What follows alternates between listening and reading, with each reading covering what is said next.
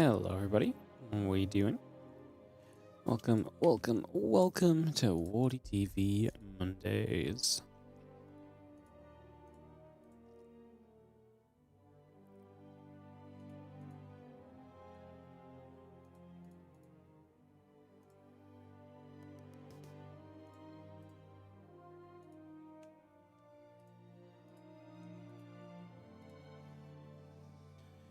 Hello, let me just go and tidy up a couple things.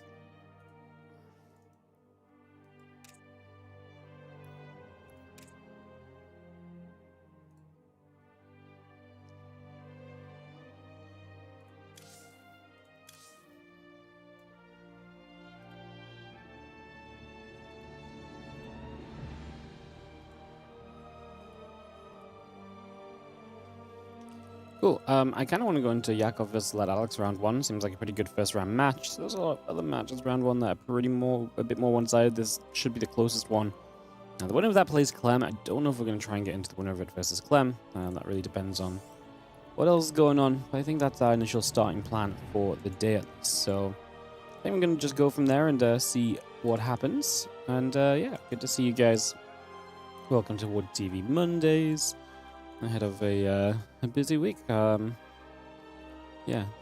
next couple of days going to be quiet after this. I mean, it's just been a busy weekend as well with the Spring Championship, but then later this week we have the DOU Cup event coming up as well. Going to be up early in the morning casting that. The Maestros of the Game offline finals on the Saturday also.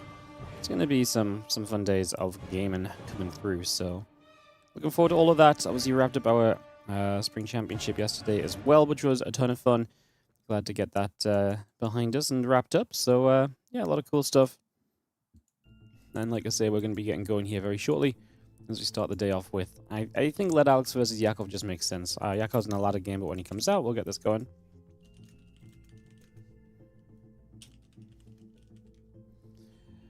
Perfect. So, yeah, a little bit of ZVP to start the day off. Let's do a little refresh on this as well. Nope, not that one. This one. Nope, not that one. This one. Cool.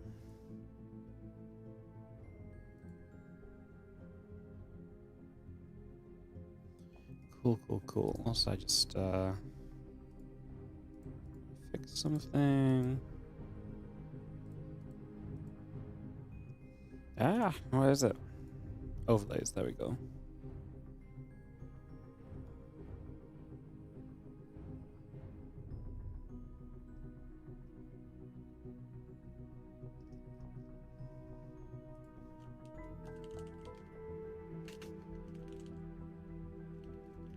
Huh.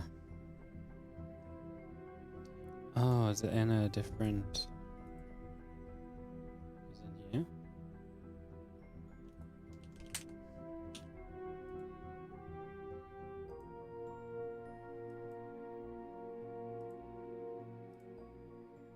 Oh, there it is. I'm just gonna try and add this back in, guys. Sorry, just doing a couple of things while we wait for players. But I remember.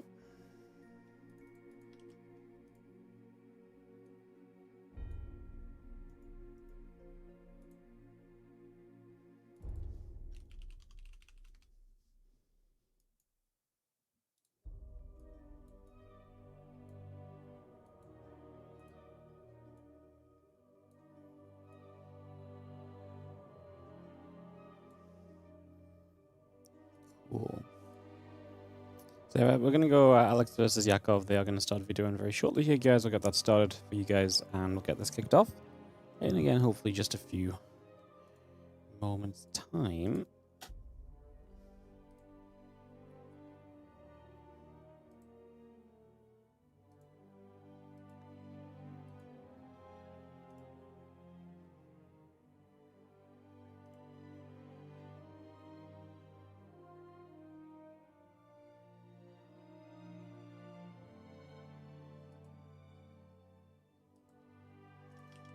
Cool. Yeah, Yakov's out of game, so we should get some videos going. We should be able to kick this off. Beautiful.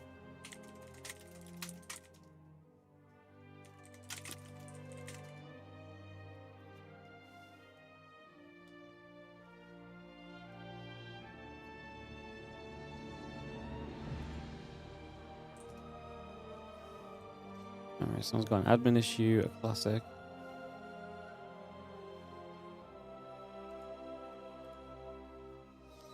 Have fun streaming. Thank you so much. Have fun watching. Have fun watching.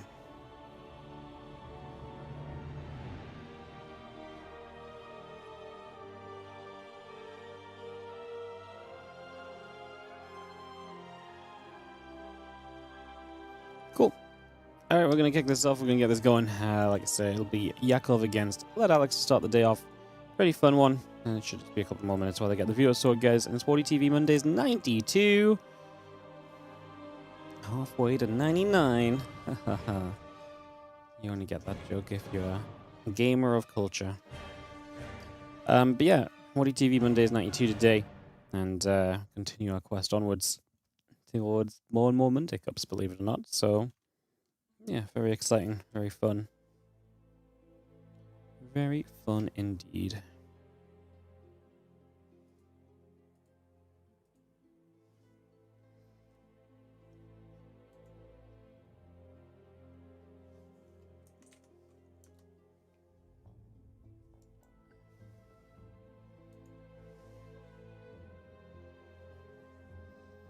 Awesome. I just run another round of ads while we're waiting for videos, guys. It just obviously clears it up and means that we don't have ads playing during the games as much, so we'll just try and get ahead of those. As per usual. But yeah, very ready to kick us off. We had a long day yesterday, so I'll apologize in advance if my voice starts to give out, because it's definitely been a little bit rough going at the start.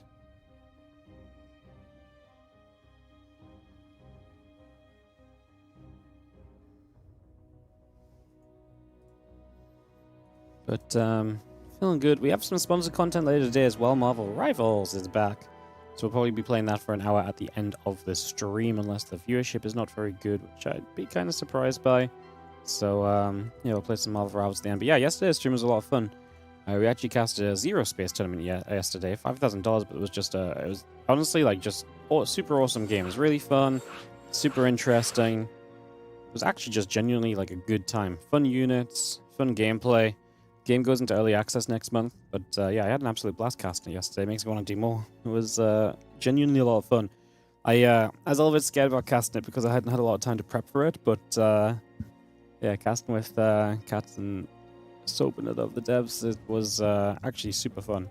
So yeah, we had a good time. We had a good time for sure. We're readying up here. We should be good to go in a couple of moments. Kicking off into Yakov versus Let Alex for our first match of the day, as I've previously mentioned. Kicking this off, getting this started, and we'll be ready to rumble.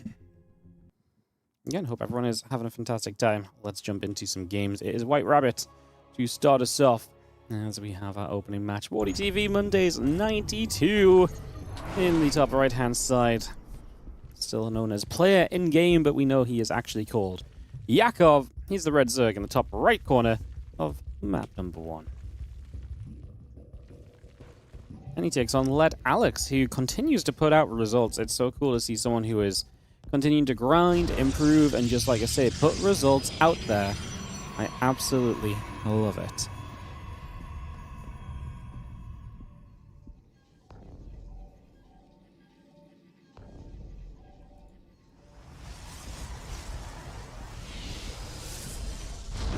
I'm just going to be seeing a little gateway coming down. Just going to put some pressure on for a few moments.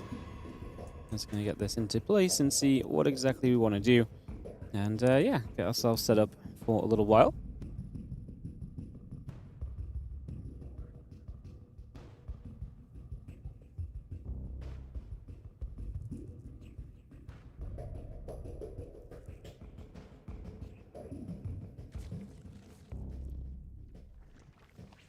Just going to see our probe going through then. Just going to go on a little bit of a journey, moving over for a little while. So we've seen this probe stepping up. Just going to go nibbling at the minerals for a few moments. So we put some pressure in there, put some work in. And try to see what we can get up to.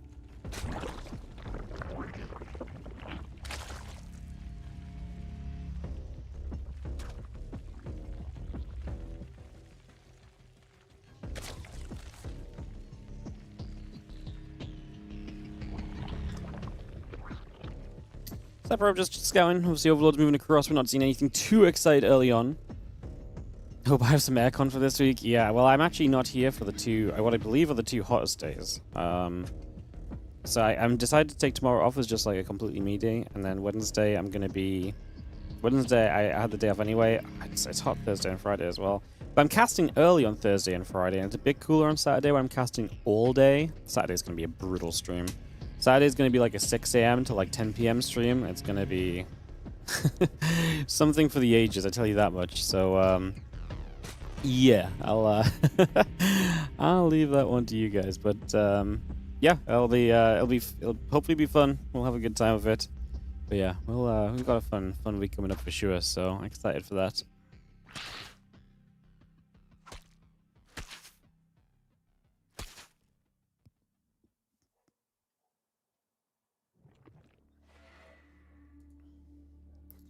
Gonna be seeing this probe running back, so taking a couple seconds, stepping back the other way. Just have this probe heading down to the bottom left-hand side. I am observing, but there's not much going on, so I apologize I'm just following a probe, but there's not, like I say, too much happening at the moment.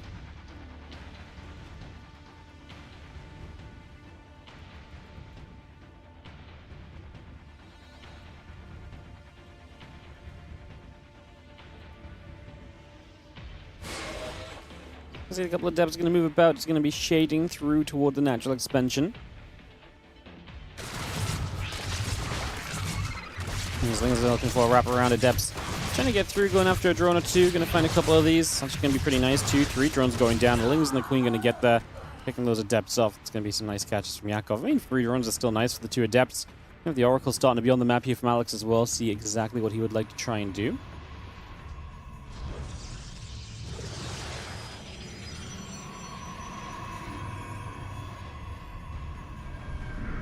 You see that Oracle gathering together, the few Lings get after and pick off a probe. And the Oracle just going to activate, chasing after a few Zerglings as well for a few moments. So again, pushing back over the other side, trying to see what's going on. Oracle still activating, a couple of those Lings get picked away at. While the Council Gateway coming into position. Nexus probes on the way. And again, a few Zerglings here just going to nibble their way through this pylon. Just going to knock this down.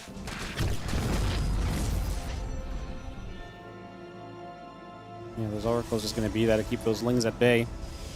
We do have this Overlord heading across into the natural, and again, a couple of assimilators coming through as well. At the moment, so just dropping those straight down into position. Queen and drones all coming up, and the Ling's not going to do too much else here. Give me a second while I just double check if anyone's got any problems on the admin side of things, guys. This is generally the point where if anyone does have an issue, it comes around, and then we solve it, we sort it, and we're good to go from there.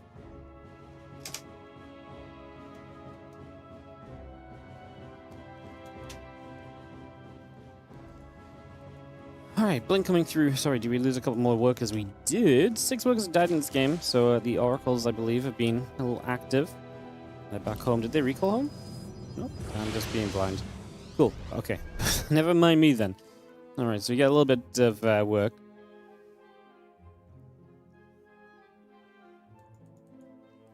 Let's see a few Zerglings hanging around. A couple of Oracles are gathering up. You're going to see Stalkers and still coming through. Extra gates, probes, and the Blink continue to come around, about halfway done. There and the Lings continue to produce. I'm just going to have the Oracles going to dive through for a couple of drones straight away.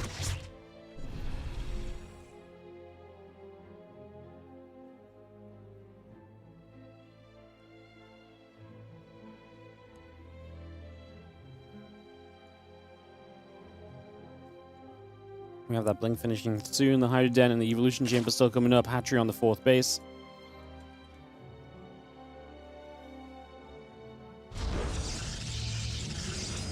A couple of Oracles both just gather on this left side then.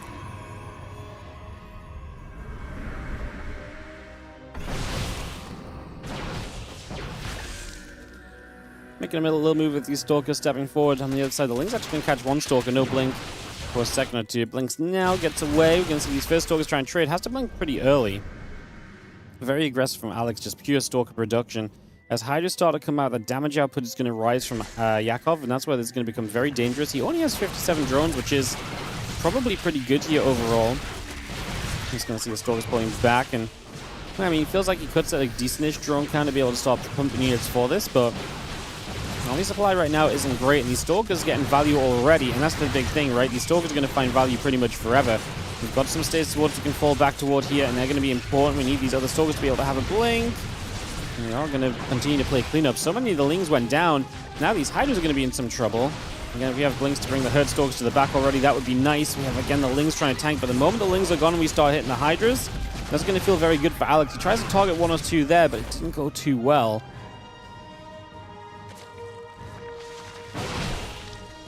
Regrouping just a little further back. Let's go and see our Stalker still trying to press forward. Then again, we do have some stasis wards still to utilize. They're quite far back. I wonder if we could have maybe put stasis a little bit further forward. And the Hydra count is growing, which is scary. The more Hydras there are, the more damage output there is. As long as we have a few Lings tanking for these Hydras and the Hydras are not dying, and this feels pretty good. Now we're going to start trading. However, the Stalkers are also taking damage too. So we get some Hydras, but the Stalker count also going down. Yakov is down in supply. Alex has got the supply edge here, but can he take that supply edge and push it through to victory as the Stalkers still step forward? A couple Queens start going down. A few more Lings are going down as well. Blink back just a little bit further. Hydras continue to take shots. Queens going to be dropping. These Hydras are definitely running out of numbers. Now we blink forward aggressively. I don't love it because it puts the Stalkers in danger, but maybe it's just okay. As Alex, I just don't think that was the moment to blink forward. There are moments to blink forward when it's like, okay, this is the finishing blow, but that was not it. If anything, this gives your opponent a bit more of a chance again because you let him get rid of a bunch of these Stalkers that were otherwise not really going to be, doing anything. And the Stalkers keep pushing. Now these Hydras going down. We're just going to see the rest of these Hydras still dropping. Lings still stepping through. But yeah, okay. It's going to be fine for Alex. He is indeed going to take this game, and he is going to get a 1-0 lead of Yakov. Heading to a game 2 in a few moments. Let Alex take the map of Yakov. A very fun starting point here. A bunch of games starting up in the second round already, by the way. Rogue Percival going to be one of them. I'm a little sad about that because I kind of wanted to see Rogue Percival, but clearly not meant to be, and we're obviously going to stick with our round 1 matchup that we're already into. But yeah, a little sad about that. Not the end of the world, though. There is a good chance that we go that all the other matches start in the second round before this match is done, because I do think this is the most competitive match in the first round, hence why we're casting it. So there's a good chance it lasts a little longer than some of the others. But we will see how it goes. We'll see what happens.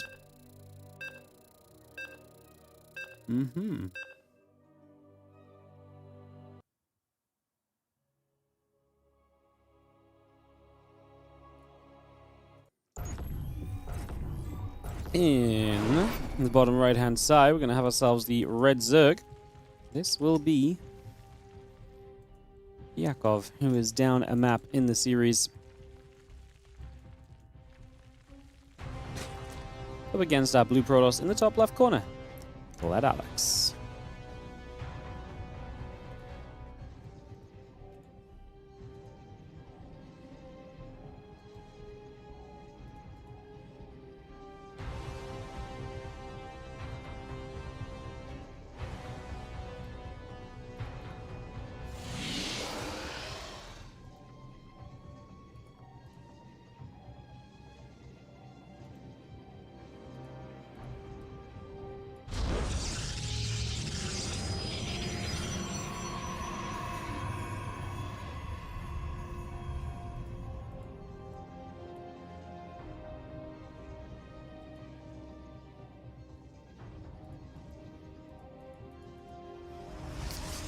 Game number 2, as we settle ourselves into it, then let's see where we go. Early minute, just nothing much happening, no proxies or anything to start us off. Pretty peaceful first few moments in this second game of our opening best of 3 WardiTV Mondays 92. Again, thanks for joining us early, and fun day of games ahead of us, it would seem. Like I say, I like the playlist today, it's looking fun. I think we're gonna have a good time.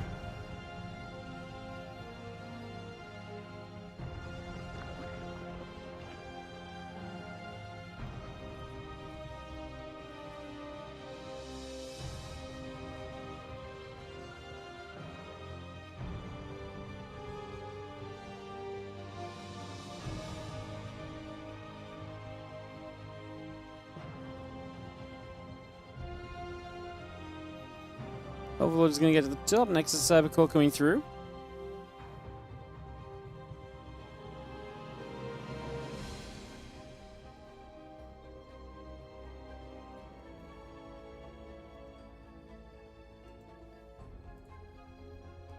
Overlord just moving over. It's just going to get across. Again, this Overlord stepping through from the next few moments. Coming around. Again, Stargate Nexus all building here. Depth in the Warp Gate coming through at the moment.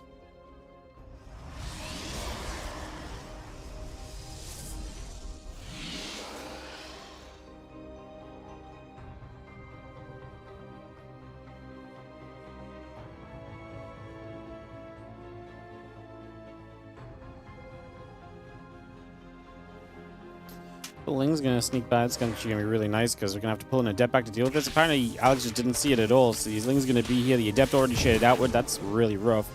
As the probes try and fight this.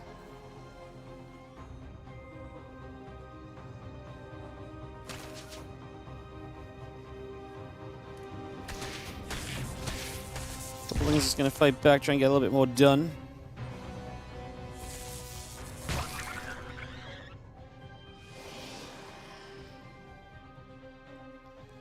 Step through. A couple of Adepts are going to gather. Just going to be shading down to that bottom right side. Again, Oracle on the Warp Gate continuing up. A couple of probes will come through into place. Link speed coming over, and the rest of this continuing to go into place.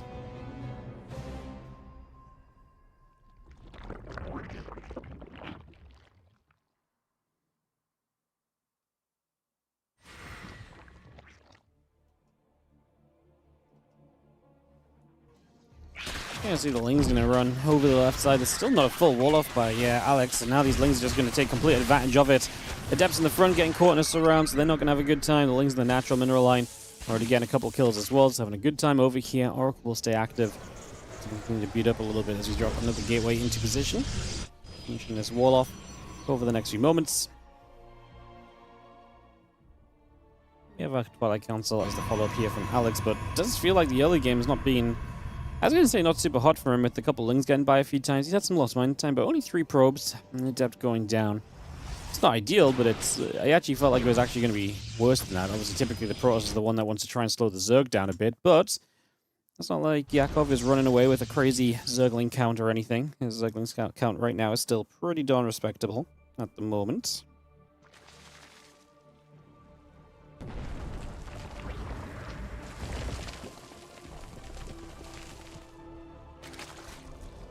Got that blink starting up, a couple extra gateways coming into position.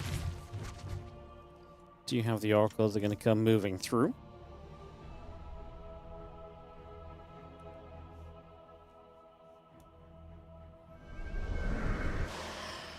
Chronobus the Nexus, get that on the way.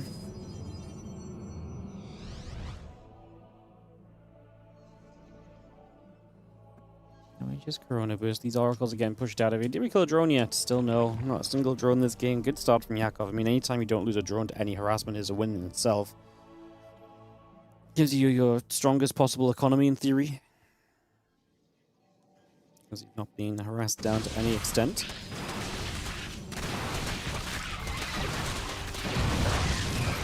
What's going to be here when you do lose one. Again, we get a few more Lings for it, but it's still another unit which is probably been more useful for Alex than the handful of Lings are on the other side.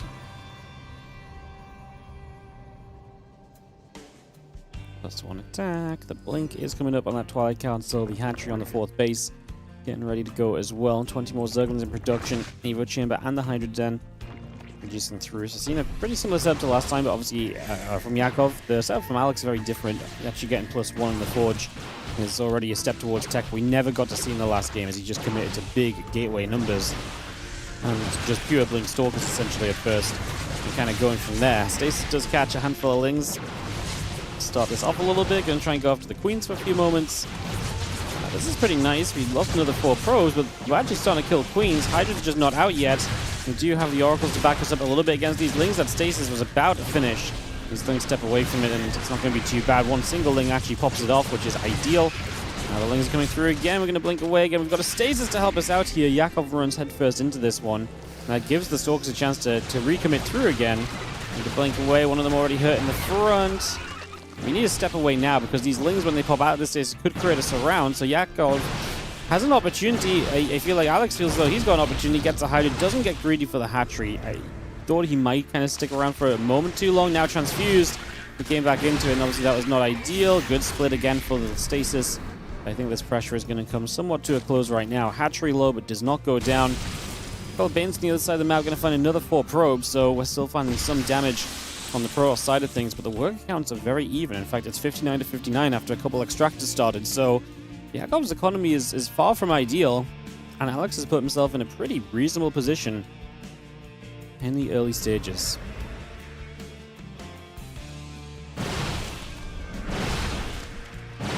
Stalker step across, a couple Lings go down. Hydras and Lings just going to pick their way through the rocks over here, just going to knock that down for a little bit.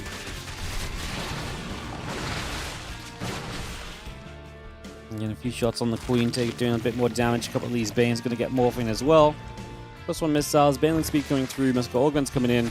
Just going to see the Stalkers able to come through for a little bit more. Can we push in for a little while? Hydra speed coming up, Bane speed and the +1 missiles coming through. And again, we've got Storm about to finish, +2 attackers building on our Forge.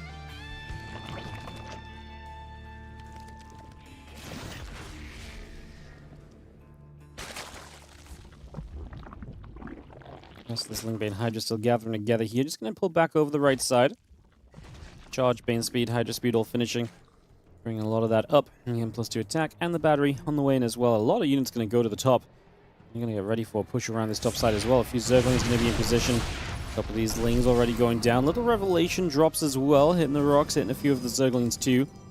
Sling Hydra Bane Force ready for a chance to maybe try and make something happen.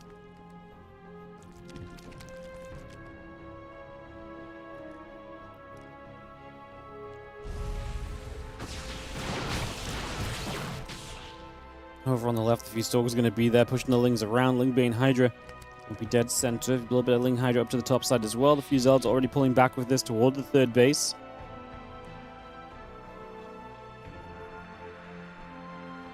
Units gathering up as Hive, Lurker Den both building here from Yakov as well. We do see 3 more Spine Crawls continue to be produced. The Lurker Den is on its way in. Hive finishing soon, +2 missiles, and the melee upgrade still coming up. The Zealots step forward. Nice Storm, going to hit a lot of that Ling Bane. The Baneling crashes into a few of those Zealots, but not too many. It's still pretty respectable. Again, the few High Templars regathering. Just seeing this force again, a little bit of Ling Hydra moving back and forward for a few moments. Alex is in a very comfortable spot because he's obviously been able to tech up as he wanted to, and so, however, Yakov is also teching up kind of as he wants to. The 7 Lurkers in production, a big deal. And that's going to be, introducing us to a very different phase of this game. And these Zealots start to go towards that next base along, but probably should have just settled for some damage here. In the end, they turn around, they actually make something of this. They get in a good position for the Ling trade. They'll trade pretty decently. +2 attack is swinging through them. Melee upgrade only just finished, so that speeds up the denial of the Zealots. But like I say, was a little late to join in to clean them up from the start. It's still nice, though, seeing Alex get across, get some damage done, and being able to take, again, the initiative in a lot of these engagements and in a lot of these trades. Stepping through again. Ling's going to look and try and come across, threatening onto everything else here. Just going to be seeing the few Lurkers are burrowed up. The few Zealots going down. The Oracle just died as well. First Storm comes down. I don't love it. It hits basically 1 Hydra and a couple of Lings that were already running forward to their death.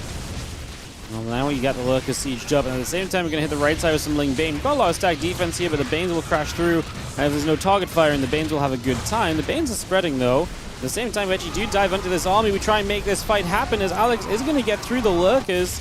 The Banes over here did not kill any probes, mostly going off on stack defense. I actually think Yakov could have done with target firing a little bit better with his Banelings here. Right-click them in the freaking mineral line and let them kind of run havoc. Instead, they, splash onto a bunch of the Zealots, and the stack defense just doesn't do as much. Alex comes out of this down on supply, but he holds the 4th base, does have a Lurker harassing him. If we can clean that up, I think we're going to be kind of okay. Considering these Lurkers got sieged onto his base, this really does not seem so bad. He's going to drop a recall into the main. He's afraid of this Nidus. Understandably so, Nidus getting out in the main base can be pretty damning. However, an entire recall going in to defend it is pretty overkill. We're going to have to be a bit more on top of this from here on out. And this is exactly why you leave this base open to attack, and we are going to storm both sides. Ling's going to get low. Storms are actually probably essential to clean this up in time.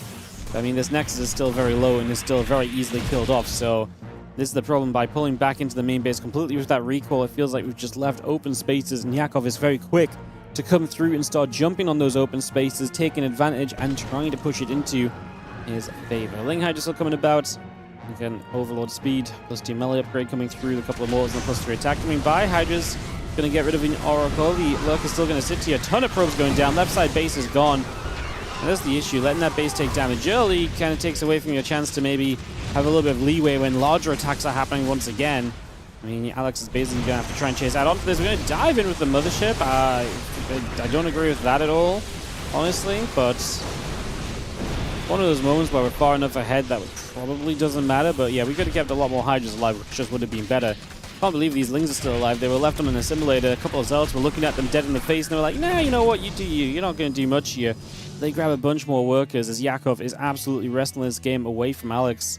I think Alex had some good moments in this game. I think he had a good setup. I think Yakov struggled to get the drone count he really wanted to be at.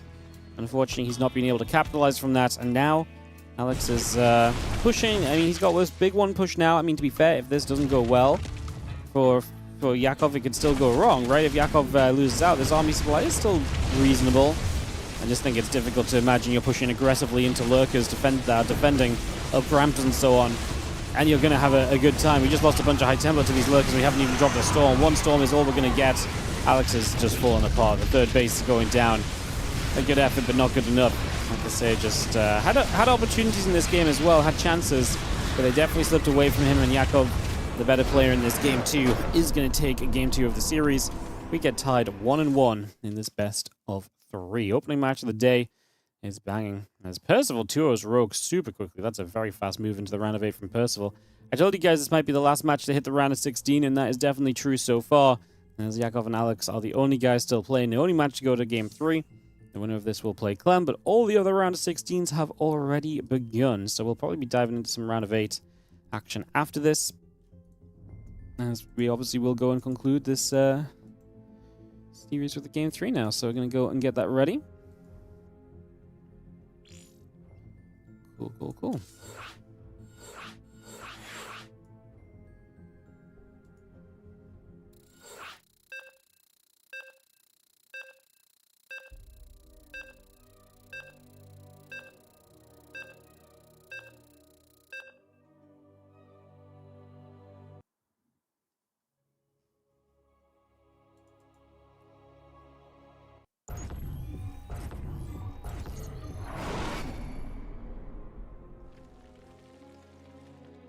In the top left-hand side, tying this series up is going to be our red Zerg player. It is Yakov getting that win to take us through into Winter Madness here for game 3.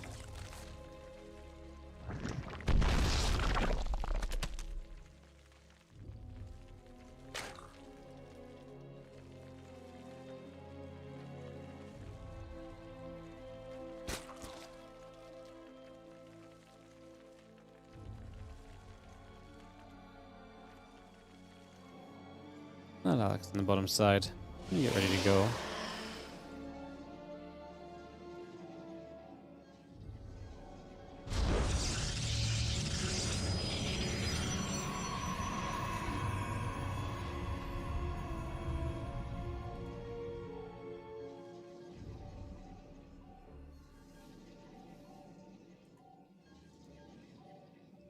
Alright, game 3.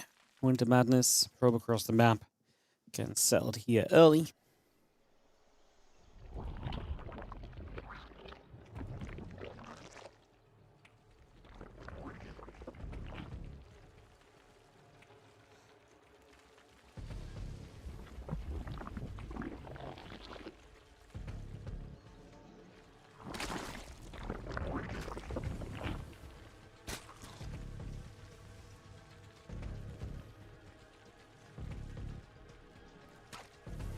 As he had probe nibbling, so he put some pressure on.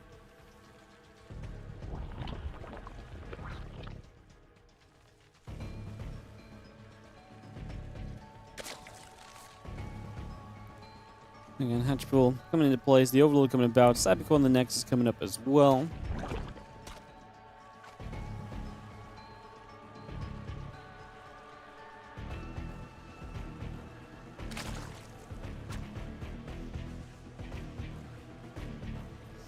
Drone just nibbles up. Let's probe a few more moments. A little bit more damage done for now. And on we resume.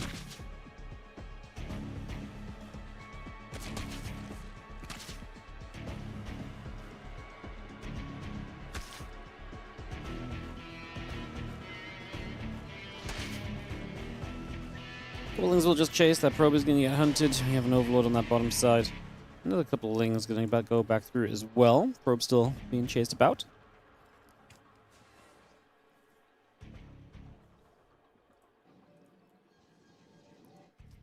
Stargate will be building in the main. Again, a couple of probes. The Adept and the Warp Gate coming through. Link speed's halfway done. 2 more Lings are building. We have the couple of Lings heading down the bottom side here.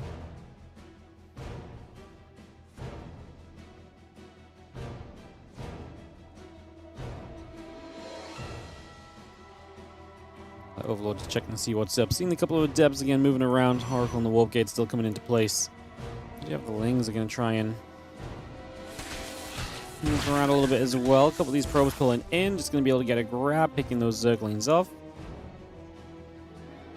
We'll knock that down again. A couple of Adepts gathered together. Hatchery coming into play. Just going to see how Zergling's going to step over and look to try and get a little catch here for the next couple moments.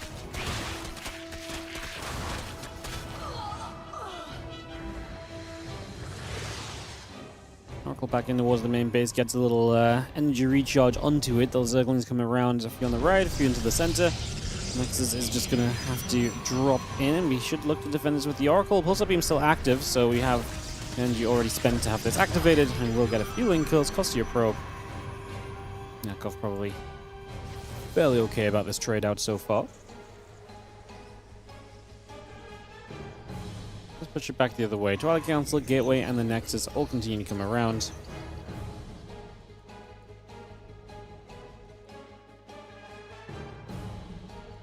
Oracle will be moving. The Zerglings on the bottom, coming across as well. Again, drones, Evo Chamber, Queen in the Spore Crawler setting. We are going to see the Oracle activate for a few more Zergling kills. Already getting a bit of additional damage dealt here.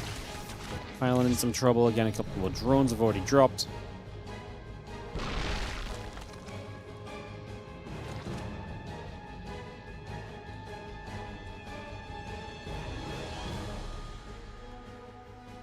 It's not the melee upgrade.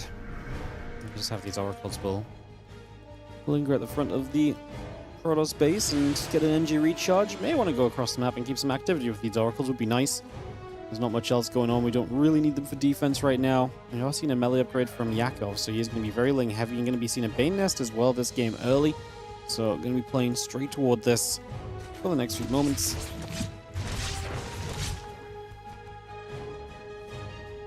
Oracle's just going to get hit by those queens, getting pushed back around the other sides.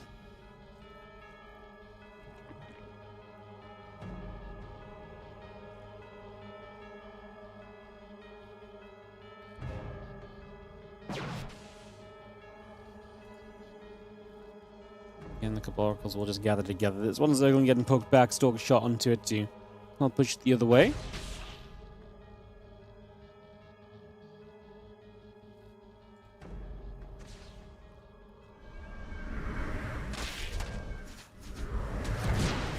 Just going to see a couple Stalkers and the Oracle's going to gather around. The Ling's going to move around over to the right side.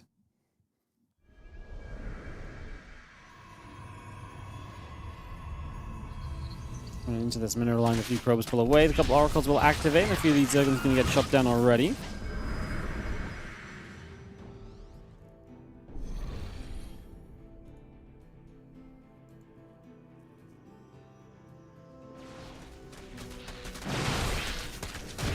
Lings is going to run straight through. The Stalker's going to actually caught up a little bit, so that's a really good fight. This doesn't... If you don't even have a melee upgrade finish right now, now melee upgrade completes, and we still have a massive Ling advantage here from Yakov. There's a lot of Stalkers dead. 5 Stalkers. Actually, I thought it was more than 5 Stalkers. It looked more troublesome than that. Well, is Alex still going to be able to push forward with this a little bit? It seems like he will. This is once again 7 gates and just pure Stalker production. Hydras are on the way out once more. Gather up and ready our direction of attack.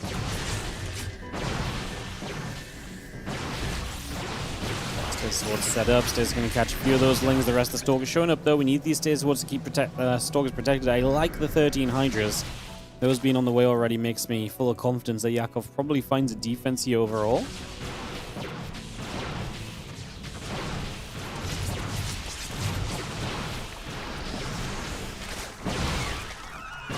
Stalker's going to fight a few more of these Lings getting shot at. And a little bit more being done still as we continue to move through. Just going to see a few more of these Lings and the Queens continue to come about. Damage being done.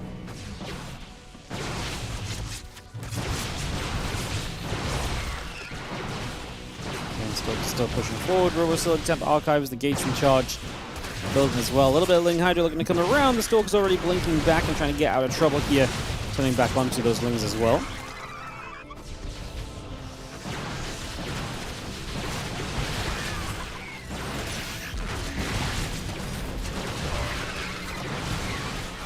He's just gathering, and a few more Stalkers going down. Oracle drops the Revelation. I mentioned the Lings still gathering back together. The Lings on the right side are going to jump through onto these few Zealots. And we do have another Zealot warping in. 4 probes going down. The problem for Alex is this is obviously very committed. He's, you know, really hoping to succeed with this. There's no attack upgrade or anything. So the lack of success right now probably means that long-term his army is not exactly going to scale very well. He's not going to get a good answer to these Hydras up. Like, his answer in this game is a massive units, and that's just going to be tough to come by. We're going to be seeing the High Templars are warping in, so we can get a few of those coming up on the Templar Archives. Prism starts as well, but I mean, did we do enough as Alex to kind of turn around this game and fall back and be okay? I don't think so. A lot of the numbers seem okay right now, but I think Yakov's going to explode into a very good place, and I do think Alex is going to have very limited amounts of those tech units as well, which will likely be an issue.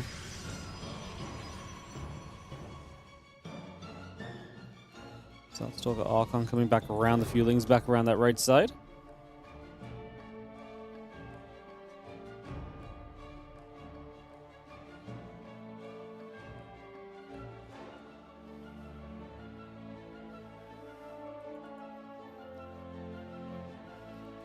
That Archon is going to move. I mean, to be fair, I like that Alex is going again right now. I think this is his best chance. Time goes by, more upgrades kick in for the Zerg. Like I say, your army is kind of made up of... It's not just numbers now, it's also a bit of tech, but it's still mostly a numbers army, right? So I think going right now is going to give you the best possible chance of this. These Banes are going to be a pain in the butt, though. They get right in and involved. Try and blink forward to block a few of them up. Well, supply for Alex is still pretty good army-wise. Chasing onto a few of these Hydras. The Archons, if they can keep getting rid of the Lings as they show up, would be amazing, because then we could actually get on top of these Hydras and continue to do well. It's a good concave from Yakov. Archon's going down, so we're going to lose our splash damage here. Then the Stalkers are going to struggle a little bit. Nice stasis towards the Zerglings are going to turn around and fight what they can. I do think losing our Archons is pretty damning, though. Without those, without the splash, it's going to be really difficult to keep up. And now Alex is going to have an army supply deficit, so Yakov's going to be more comfortable than he was.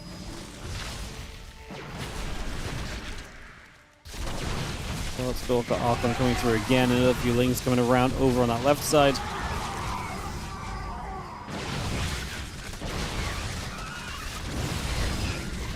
All these Archons looking back up, so the Stalker's still coming over.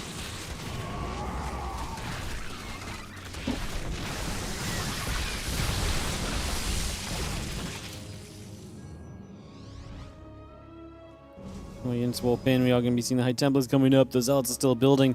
+2 melee, +2 missiles continue to produce through. The Hive is producing from Yakov over here as well. The rest of the Zealot Stalker Archon set up in the center and maybe looking to make a push forward.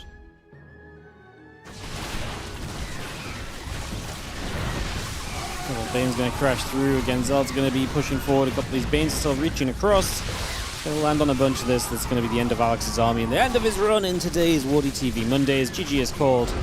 Alex taps to give Yakov access to the round of 16. Great opening round matchup, though.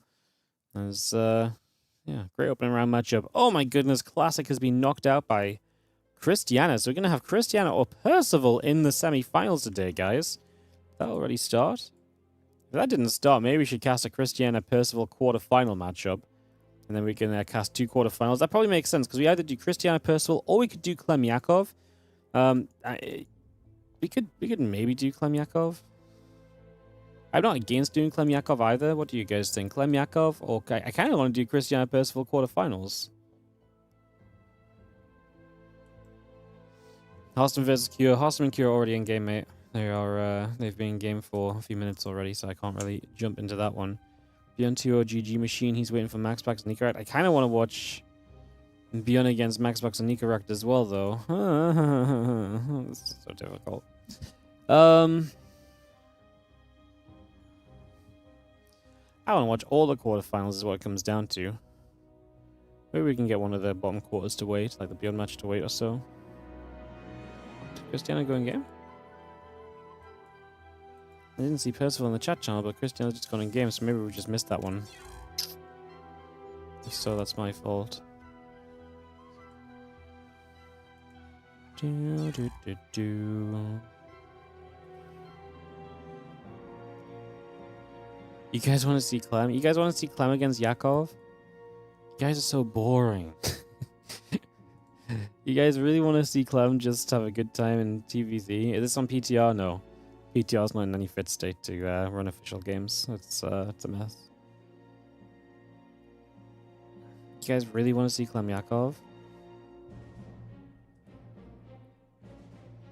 Yakov almost beat Clem last time we played. All right, you guys want to see it? It's your guys' choice. You guys want to see it? We'll go for it. I disagree with it, but we'll go for it.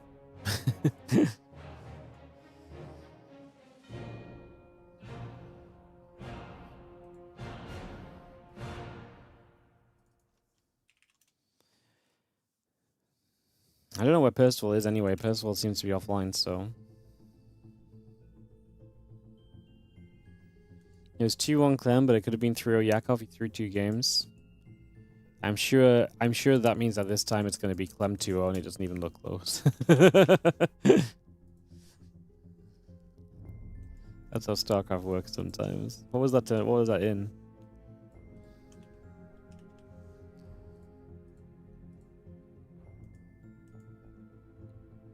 Oh, Monday Night Weeklies. Oh, but it's on the patch. It's not the same.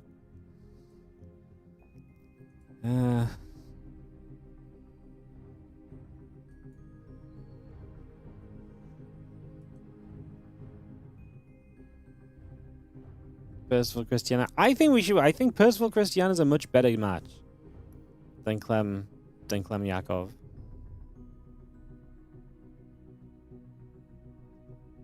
You know what?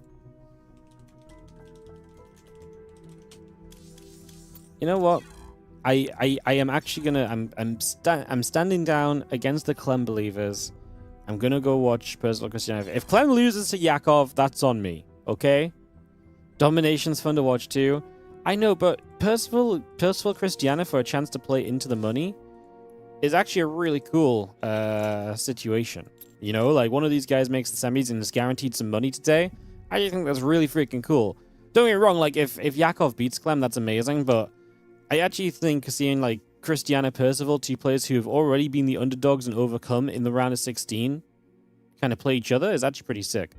Because Christiana beat Classic and Percival beat Rogue. Now, I don't know if Percival's an underdog against Rogue, but in terms of name value, it's a bit of an upset, right?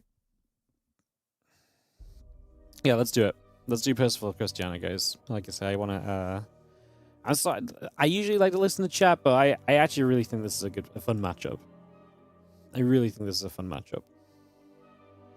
And we're very likely going to get to see Clem in like the semis anyway. Yeah. What I will do is if MaxPax wins against Nico Rectors, I will try and hold Beyond versus MaxPax for us so we get to do 2 quarterfinal matches. I'll try and do that for us today, if possible. I'll try and do that for us today if we can do so. But yeah, we're waiting for Christiana and Percival just to get vetoed, and we'll be on the way into this quarterfinal match, guys. Again, thanks for joining us early in the day still. Appreciate you all being here. Thank you for hanging out and tuning in. Excited to bring us into some games. Yeah, excited to jump into this. Percival just hosted up a lobby already, so should be able to start getting this going in a moment.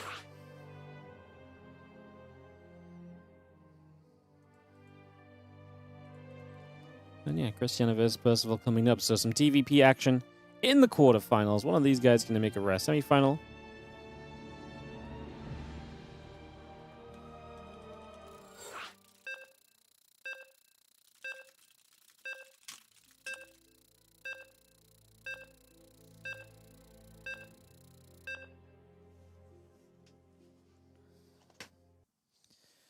As we get ready to go onto Ruby Rock. All right, Ruby Rock coming up. Christiana versus Percival coming into play. Let's get this going.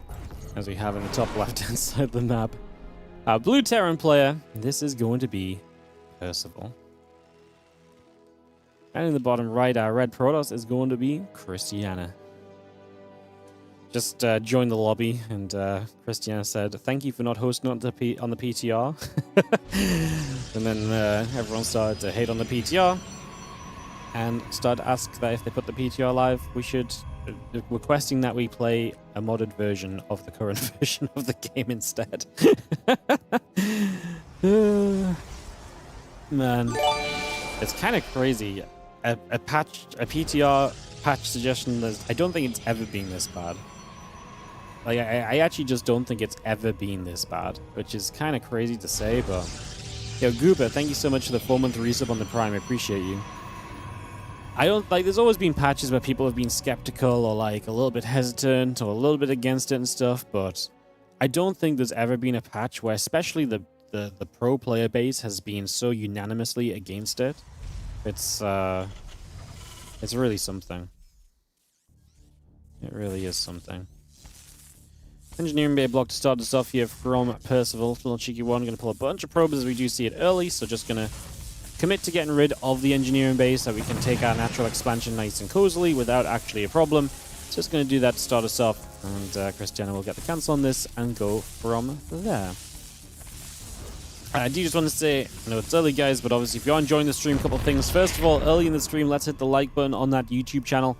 If you're not already liking the YouTube video, scroll down, take a second, hit the like button. You know, you got to feed the YouTube algorithm, and if we feed the YouTube algorithm, sometimes it gives us more viewers, which is always lovely. But also, of course, if you are enjoying the tournament, just a quick mention, WardiTV Mondays is powered by, first of all, sponsored by OSC, Winter, and Loco, so shout out to those guys for continuing to power these events and to help us make sure we can put out $400 a week.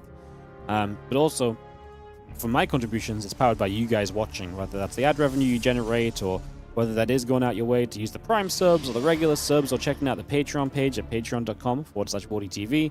All of it is greatly beneficial to us continuing to make this the best weekly cup in StarCraft 2. I don't know if it's the best. We got a few weekly cups. They're all pretty good.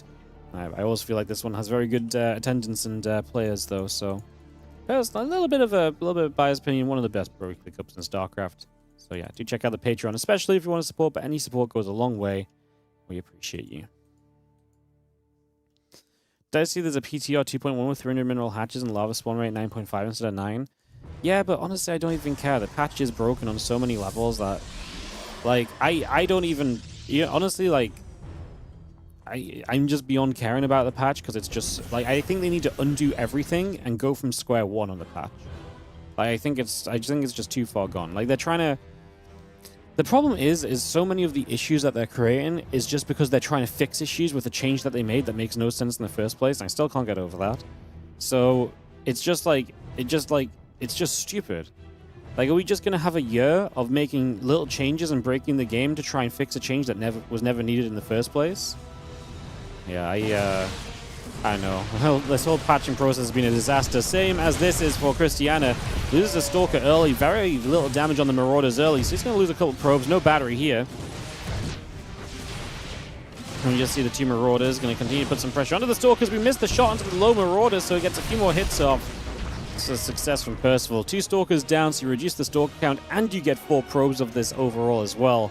That feels like a very, very beneficial start for Percival, slowing down your opponent's economy and their unit count that they might look to counterattack you with. Pretty big deal. Why is there 0 communication? Because there's no one at Blizzard to communicate. Like, there's one guy that's implementing changes suggested by somebody else. Like, the entire process is doomed, you know? From what I can tell, the entire process is just messed up, so... Yeah, I don't know. I honestly just think we need to scrap this entire patch and come up with some new ideas that are fun.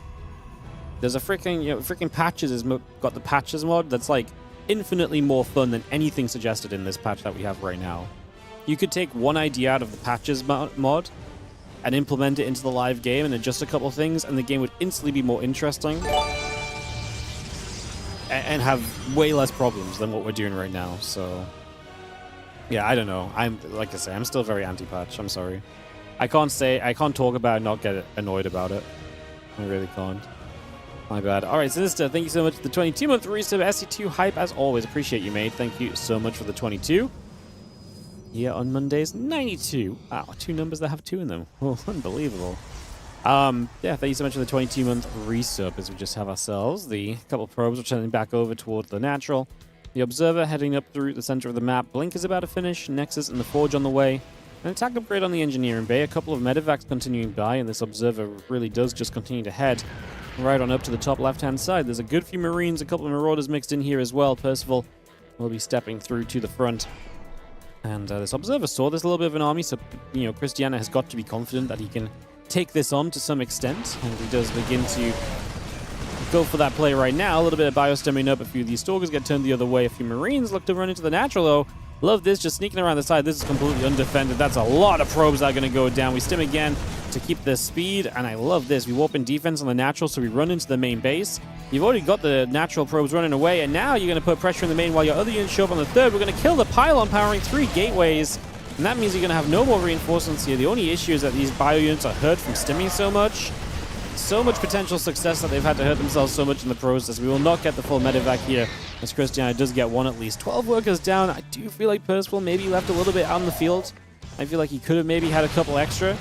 I wonder if it would have actually been better to just go a little harder on this natural and just chase the probes up to the top here, because they would have been a bit cornered in. Maybe that would have been the play. I mean, don't get me wrong, denying the pylon with 3 of the gates and charge on it is pretty huge. I guess if he doesn't get this, he probably gets more probes in the main, so it is pretty substantial still. Like I say, I guess I expected this attack on the right side to do better. Christiana did a great job of steadying himself in a scary moment, right? Like, he did a great job of steadying himself in a scary moment and saying, oh, you know what? Just going to be calming down a little bit and just, like, I'm not going to overcommit these units to the main base to chase those down. Kept units on the third, and that's what really stopped this from becoming too much of a disaster in the end, as the bio and the Stalkers settle in. Wow. Is there any need to kill the Scantipede early? I don't think so, Christiana. That is a murderous man. He kills the critter before he even attacks the Terran. Who knew critters were enemy number 1 in this day and age? Really good defense in those circumstances. Yeah, no, I really agree. I actually think Christiana was in a lot of trouble. And I actually think, considering he was out of position and the position he was in, I actually think he made a very good go of, like, bringing it back together. Like I say, when it was about to all fall apart, he made the correct split of units to defend the few Marines in the main and the attack over on this third base, which is very difficult to do in the moment when especially when you're already out of position and panic mode is setting in. Christiana does get the pull away on the probes here. We're going to unburrow, reburrow. Christiana does pay attention. There's a lot of bio on the map. These Stalkers are going to be caught out of position too. We lose one of them. Another couple are super low. I mean, we just killed 6 probes with mines. You've got an army at the front that's likely just going to be able to attack in. We're actually just going to drop the main, which, sure, why not? First of all, please stop going back for that Marauder. It's not worth one Marauder or like the 10 seconds you lose trying to pick it up. I'm going to take the 10 seconds you lose and take those back, you know? Yeah. I wouldn't mind here. Going to hit a Stalker as well. But just having a good time. We're going to dive in with Stalkers, which is not going to be a fun trade as the Zealots go down. I actually do not think this was the moment we had to pick up. He was about to kill the last Zealot or 2, and then you're just onto the Stalkers, which are not going to have a good time there at all. So I think I would have preferred Percival just sticking in the main base, but it's never really wrong to pull back and to reset and to go again and fight on your own terms. I mean, this is kind of the same fight, just as an extra immortal here, as what he would have taken in the main base. So this is why I would have liked to fight in the main, because this looks exactly the same. However, now he's going to accompany it with some run-in on the right-hand side, and Christiana just does not have enough to deal with this. And you see the Widow Mines going to go off, a bunch of probes going down, assimilator falling, and 3 more workers continue to drop. This Nexus taking damage as well. Bio just going to load back up. We're going to peel away up the right side. Another few Zealots warping in, and we're going to go reset ourselves here. 134 to 88 supply at the moment, so 50 supply lead from Percival.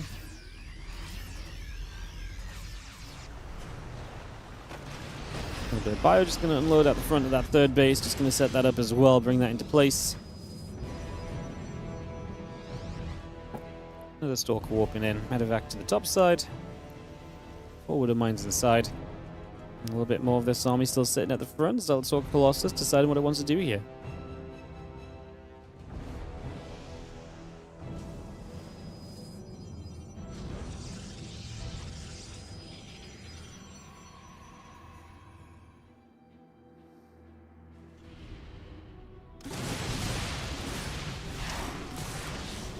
Bio is going to come pushing down. Just going to see a couple of units going in. The Colossus taking some damage. It's going to be really tough to imagine anything really comes positive here from Christian. He's going to need a ridiculously good fight. Now, there's not a lot of Vikings, but the Colossus also don't have range. I also just think about that like amount of bio where never mind, because the Widow Mines are going to get into GG. I saw it coming in, I couldn't click in time. 14 probes. Yeah, I mean, the army didn't stand much chance anyway. We're not going to get to see the big fight. But like I say, we weren't really meant to see the big fight in this scenario either. Kira advances over Harston. We'll play Hero in the round of 8. Ryung advances over Geralt. We'll play Clem or Yakov in the round of 8. Bjorn's still waiting for Maxpax and Nikorak to finish their matchup. Cool. Cool. We'll head into game 2 of Percival and Christiana, guys. And into Winter Madness. Beautiful stuff. Christiana ready. I think we're going to be set to go pretty quick here. Get this ready to go.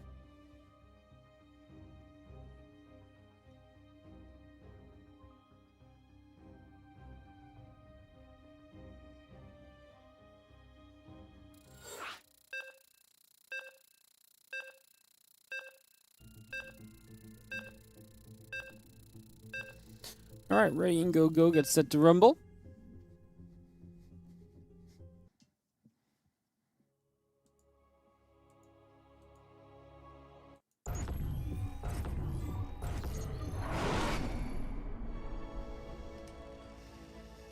Get into this as we have in the bottom right hand side the blue Terran player. Up the game is going to be Percival.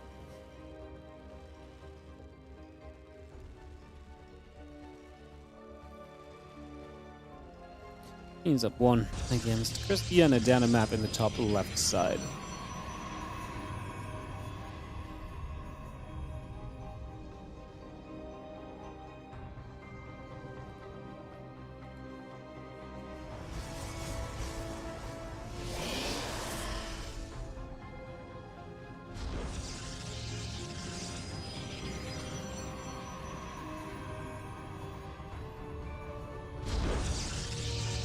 Game 2 of Winter Madness. We start to move across the map with a probe early. Put some pressure on with some scouting. See if Christiana can turn this series around a little bit.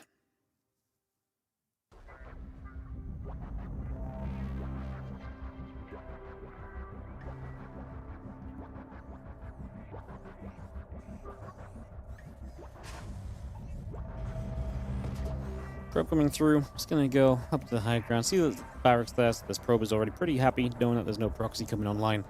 And we're gonna go from there.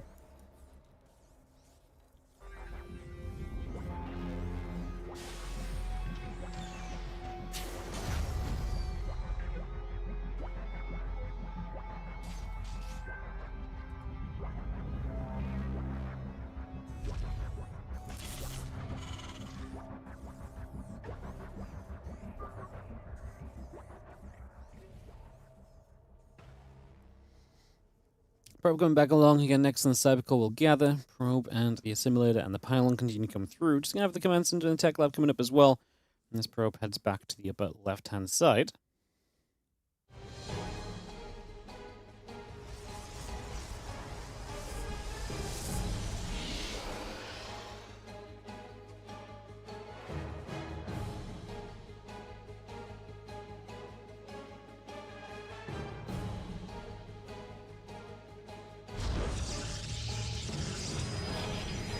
As Charles the Marauder continue to come through, so we are going to see Percival putting the Marauder pressure onto the map once again here early.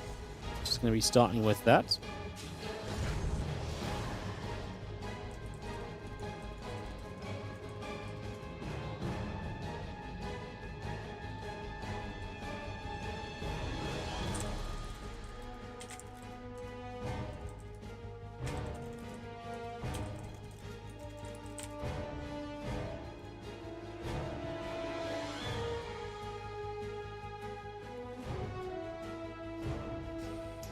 Marauder stim coming through, so actually going to see a third Marauder in production as well.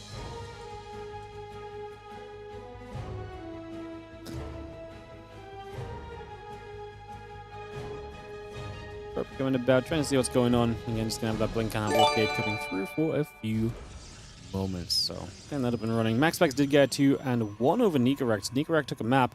That does mean Maxpax Bjorn will be in the round of 8. I'm going to ask them to wait for us, guys. I'm going to ask them to wait for us, so we will get a Beyond Max round of 8 on stream. Battery here helps a lot. We do unfortunately lose a probe. This time, Percival won't lose the Marauders, unless Christiana chases, which... I mean, like I say, there's a third Marauder this time, so that's actually a bad choice from Christiana. Percival was going to say maybe let a Stalker slip away that shouldn't have done there, but he actually kills a Stalker and doesn't lose a Marauder, which turns out pretty decent overall. Not going to be too bad in the slightest. Stimpack and Combat Shield still coming up. It's going to be having the blink. Boosting out for a few moments. Zero, what's up, Ian? How you doing? Thank you for the 64-month resub, mate. Hope you're doing great. 40, besides maybe being stale, do you find anything wrong with the current patch? So, first of all, I want to say I don't think the current patch is necessarily stale. Because, like, you know, for example, like these Marauder openings in TVP, like, this is something which was always a thing, but it's really become a big thing lately. I actually think that a lot of Terran players have really changed the approach to TVP in the last couple of weeks, and maybe the last month is a better statement, but we're still seeing the game develop, and we're still seeing, like, a lot of stuff kind of be figured out and stuff, especially TVP-wise. So, I personally don't think the game is stale, and I think a lot of people who think the game is stale are not exactly going to be appeased for much more than a week or two when we have patch changes and things start to settle down again. Personal opinion. However, that's not to say I don't think patches and changes are good. I think the current patch, I think PvT is an issue. I think the fact that Terran is so dependent on the early game, Protoss, I think something needs to be figured out about, like, the Protoss being able to just mass expand and also get tech up and also all of their units trade amazingly well. Like, it just feels like there's no phase of the game where Protoss is truly weak unless they die to, like, the committed 2-base push, which I just don't think is healthy. So I think TVP is a problem. And I think Zerg in general just could do with some more fun stuff again, like some stuff where they don't just get bullied and they don't just get held back and stop from doing anything the whole time. There's these Marauders. Do pretty well. I mean, this forced Christian to recall home. This is okay for Percival. Trades well. 5 Stalkers go down. Traded with a bunch of bio. Forced Christian home as well. But yeah, like I say, I think updates and changes are good. I think Zergs could do with the game being a bit more fun for them. And I think PvT is a bit of a problematic matchup. Those are two very broad things to fix, but I really think that's the biggest issue right now. Like, Zergs just get bullied the whole time and cannot really do much fun themselves. And then, like I say, TVP is I think TVP is getting more figured out, but there's just so many games of TVP where I think it feels unfair. And you know, even when I see the Terrans win in TVP, I'm not happy. And even when I see the Terrans win early in TVP, I don't like it because it feels like it's a bit tough on the pros as well. So this matchup is a bit... I think TVP is maybe the biggest matchup problem. I mean, like I say, I think Zerg could do something that just... Like I say, like, it's not fun being bullied from the minute 2 until, like, the end of the game, basically, and that's kind of what Zerg is. Unless you break out into a style like Mutilating Bane or so, and you actually survive to that point, and you get to be the bully yourself, but... Yeah. Isn't PvT late game Terran favored? I mean...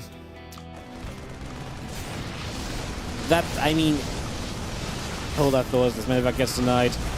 I think PvT late game is very Terran favored on the army, but if the Protoss can take the entire map because you can't do anything in the mid game as the Terran, it's still extremely difficult for the late game Terran army to be super Terran favored, right? Because, like, it may be Terran favored, but the Protoss is still mining, like, thousands upon thousands more resources than you, so they have, like, 4 different attempts to break through. Like, I think the entire pathway of TVP is just messed up. You know? I think just the entire pathway is just, of TVP is just messed up in a big way, to be honest. Toss for 10 bases, still gets that army shredded by Lib Ghost Bio. Yeah, I mean they do, but then if they have 10 bases and you can keep the Terran on 5, usually you break through anyway. I don't know, like I said, the matchup's in a really weird place. It's, this is not me saying out of like, God, it's frustrating for Terrans and like Terran buyers. I actually think it's frustrating on both sides. But I think it's dumb the Protoss can take 10 bases. I also think it's kind of dumb the Terran can survive for so long being down 6 bases, you know? Like, neither of these things add up in, like, a proper way in my mind to be like, oh, yeah, that makes sense, you know? I think StarCraft 2 is a beautiful game of when you see something happening, a lot of the times it's very easy to correlate that to be like, oh, that makes sense. The Terran lost a base, that's bad for him. The Protoss expanded really fast, and it's, you know, he didn't lose any workers, that's good for him, you know? Protoss being on 10 base but is losing the game to the 4 base Terran does not make any sense, you know? The fact that Protoss can take 10 bases while the Terran can't move onto the map, and if they move on the map they die, doesn't make sense in the first place as well. I think it goes very against a lot of the ease of watching a StarCraft and a lot of like the way in which StarCraft is set up and what makes a lot of StarCraft stuff great. So yeah, I think that's kind of where I'm at with TVP. Like, it just... I've been saying this for a long time as well. Like, the... I've been saying this for a long, long time, where, like, a lot of the TVP, to me, is very,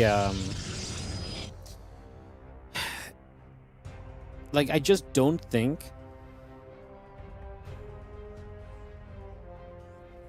I just don't think it has been fun to watch for a long time. Like, I said this a lot, like, in patches and patches and patches ago as well. Like, 2 patches ago, even. But I just think TVP has become a matchup that's very, very weird to watch. Like, I think the best way to say it, maybe, is that a lot of the time when I'm watching TVP, I feel like someone should be winning, and I feel like I should have pretty good intuition of StarCraft, because I've cast a shit ton of games over the years, and I've played a crap ton of games. And quite often in TVP, my intuition of who is winning or who is ahead or what is okay is very off. And I think that is... I'm not trying to say I'm the be-all and end-all, and I'm very possibly wrong sometimes too, but I think it's a good sign that something in the matchup's messed up, you know? And I think that to me is what makes me dislike the TVP so much at the moment, so... yeah. The Vikings are going to go after these Colossus. This army of Christiana is melting. Percival has kind of just been winning this game, guys. The early trades were very good for him, and he's continued to trade very well while we rant about other things. His army's just not going to do enough here, and that will pretty much be that. As we do have the next going down, a couple probes getting caught. Percival is going to be looking to book himself into the semi-finals today. Not the first time Percival's made the semis. He's had a few semi performances. In fact, he went 5 games against Hero in a finals a couple months back as well in a WardiTV Monday Cup. But yeah, coming into this round of 8, and Christiana eliminated Classic. But Percival just looks too good against Christiana in this TVP.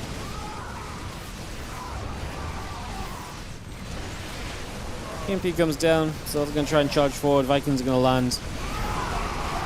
GG's Christiana. And Percival takes game 2.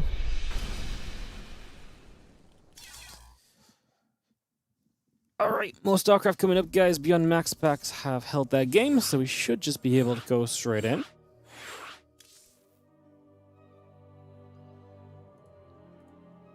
And get this one started.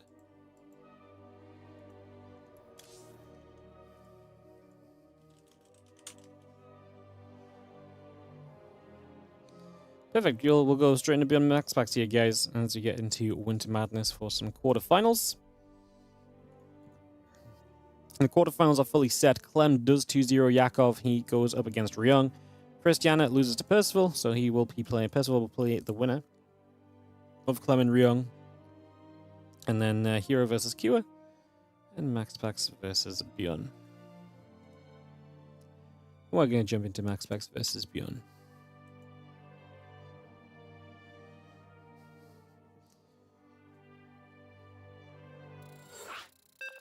Would I prefer watching an older patch? No, I don't think this patch is necessarily bad. I just think you need to make some changes to TVP. Like, I don't think the game needs... I mean, this is a boring tape, but I don't think the game needs massive overhauling things done to it. I think you need a few tweaks here and there. At the same time, big changes are kind of fun when they're the right changes. Like, you know, if we made something where it makes a lot of the game more interactive and stuff, I'm really down for that. But... yeah. Remember not too long ago, community was afraid that ST was going to be abandoned altogether by Blizzard. Now we get updates, you don't hear the end of complaints. It's wild. Well, I don't think the community... well, the community might have been afraid of that, but we always knew we were going to continue to get balance patches. So that's just the community. It's just like uninformed people being scared. And now, I mean, you're only hearing complaints because people genuinely believe they're making the game worse. Should we just be happy that they're making the game worse? I said this a while ago, but change does not necessarily... change for the sake of change does not make... you know, not all change is good. We shouldn't just be happy because they changed something. You know? Like, not all change is good. Sometimes it would be better if they just left the game alone. And right now, I think it's the first patch I ever thought about this, where I actually feel like if they left the game alone, it would be better. So, yeah. And that's like I say, represented by a lot of the pros, a lot of the people I talk to, seem to just agree that this entire patch is just a complete write-off. So, yeah.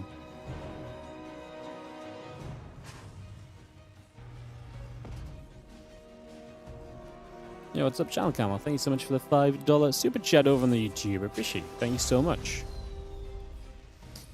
But yeah, no, like I said, I just think, I think there's like, you know, it's good to see changes.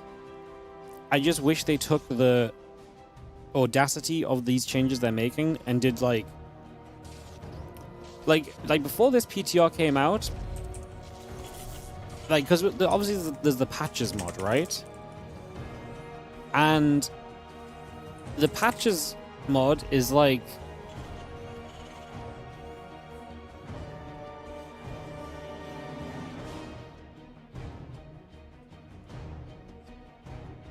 the patches mod I think is like quite adventurous and quite risk-taking, and so I never thought they would be able to put any of it in the game because a lot of it changes too much, which probably is just too much change.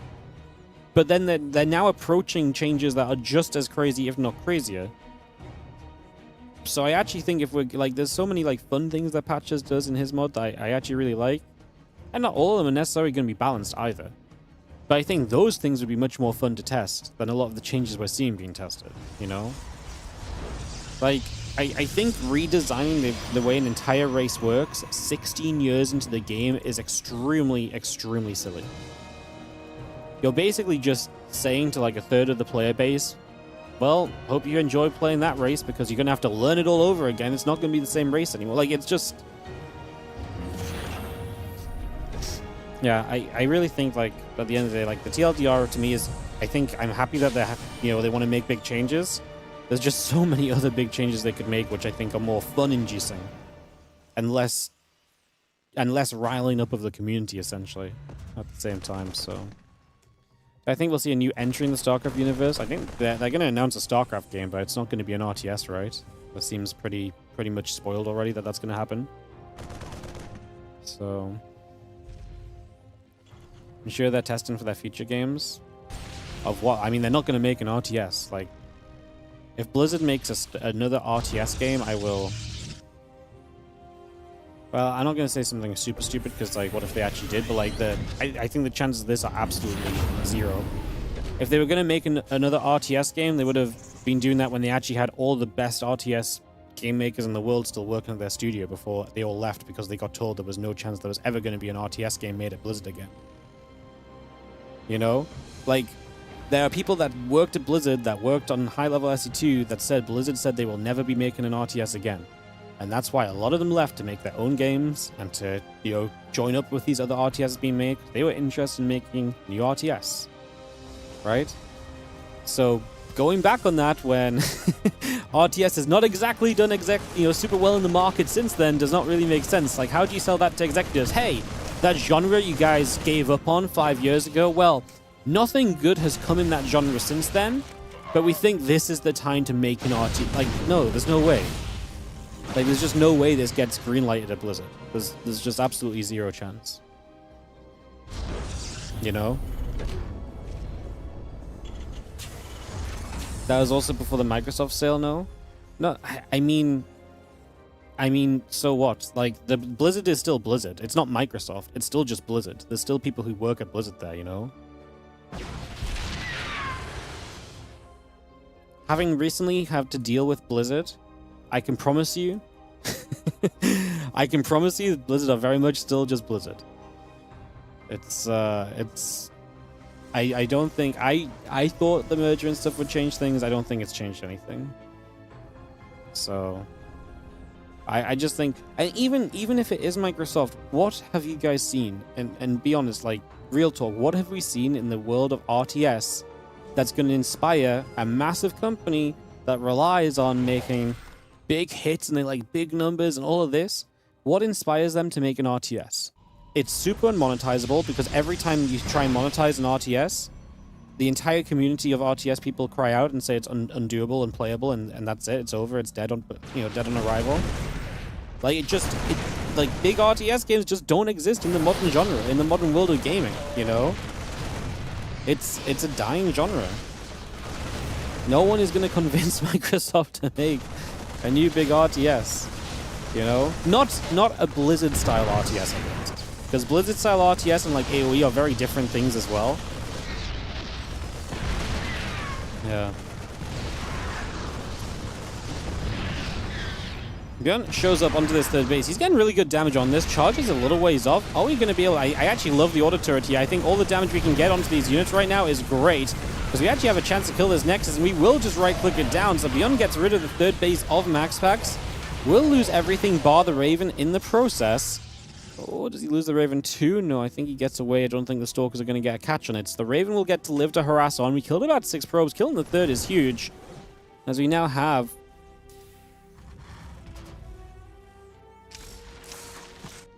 We just have ourselves the Medivacs, Marauders, Marines +1 coming up. Do we have a defense here? I think we do. Wouldn't mind just gets dodged away from both times. I thought the Splash was going to get some success as well. Fire just stims through. A couple of those Stalkers just going to be getting caught. And we are going to be seeing Bjorn pushing back down the right side as well.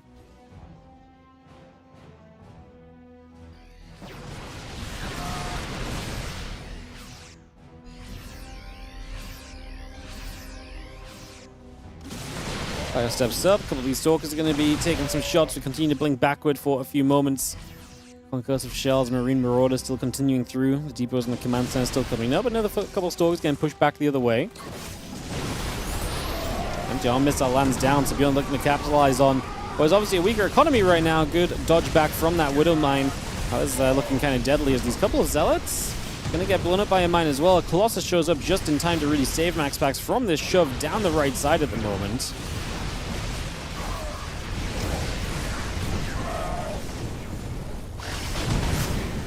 Widow Mines connect, Zealots full.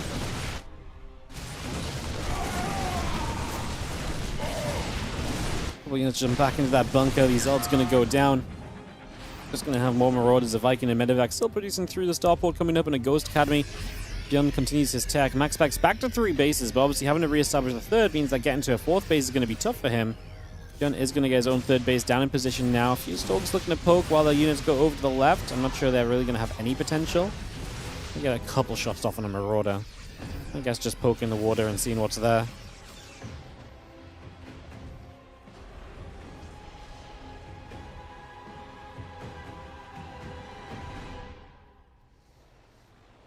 New games are dying and old ones like SC2 still have an audience. The reality is that SC2's audience is an absolute needle in a haystack, you know? Like, the cost to develop something like StarCraft 2 versus the audience it still encapsulates is not proportional at all. Because you could build a mobile game for a 10th of the price. I don't know. I don't know what it actually costs. But you could build a mobile game for a 10th the price that is 5% as good as SC2. And if you market it correctly and get a few of the right people addicted, it will print 10 times the money, you know? That is the way of the modern gaming world. Now, I'm not saying that means that Blizzard's just going to only make mobile games, but like the gaming landscape, the landscape of game design is extremely different from what it was back when SC2 came out. And I think realistically, if you want a good RTS, it has a really much better chance of coming from an indie developer like Zero Spaces or so than it is going to be coming from a big developer. Because I just don't think the love for it is there anymore. To be done correctly. And to do it in the way that it needs to be done, basically. So, yeah. Bio is pushing through. Vikings are going to shove down this right side. I'm now depressed. This wasn't meant to be depressed. We still have StarCraft. It's a great game. We just new games of StarCraft may not be likely as well as we are going to get the Colossus, but that is every Viking going down. I think it's disengage time from Bjorn because the next Colossus shows up, and like I say, he just lost all his Vikings. What's coming down? We actually killed both the Ghosts, which is nice as well. Resetting some of the tech still from Bjorn. He's only left with a few Marauders and Medivacs. So Bjorn has to turn away. He's actually going to be down on upgrades here very shortly as well. Gonna pull those medivacs back, get this going again, and a few stalkers still looking to step through as the bio steps in, and a couple of those stalkers going to get chased away. And that is going to be the bio coming back through once again. Sobion resettling.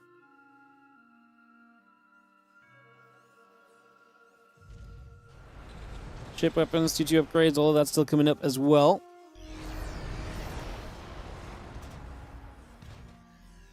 A little bit of bio coming over to the left side. The Vikings are going to be right here. It's going to be seeing the little scan coming down. The ob's going to get caught.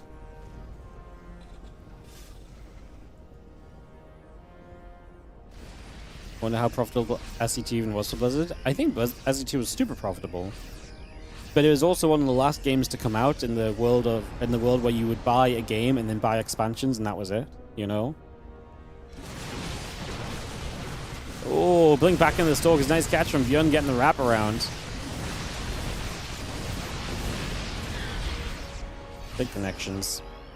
Big stalkers going down. Again, ghost, ship weapons, 2-2 upgrades, all those continue to come up. Just going to have ourselves the Zelda on the left side. Going to get caught. Again, the couple of upgrades, 2-2, continue to come about. Ship weapons is going to be building and done in a few moments as well. +3, +2. Still coming up from max specs here as this bio army looks to make a shove down to the bottom.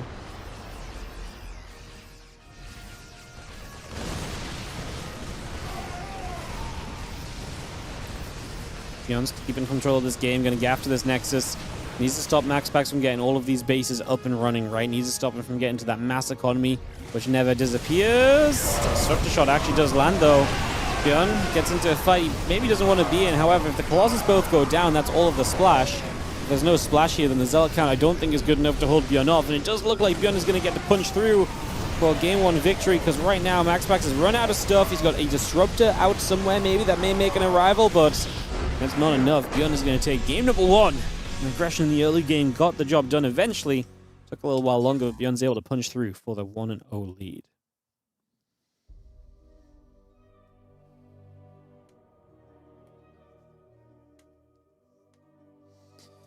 Well, nice to have the chat active today, guys. Sorry, I know we got a bit involved in the discussion rather than talking about the game completely there, but yeah. Isn't WoW still doing well?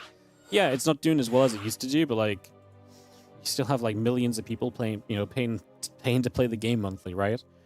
You know, we still have millions of people buy the expansions every time it comes out, so yeah, I think it's still doing pretty well. It's not like it may have like the thing about WoW is you could lose 10% of your max, you could lose 90% of your players at max player base, right? And the game is still going to be a profitable success. And now they have microtransactions where the super committed people to WoW are happy to throw money at.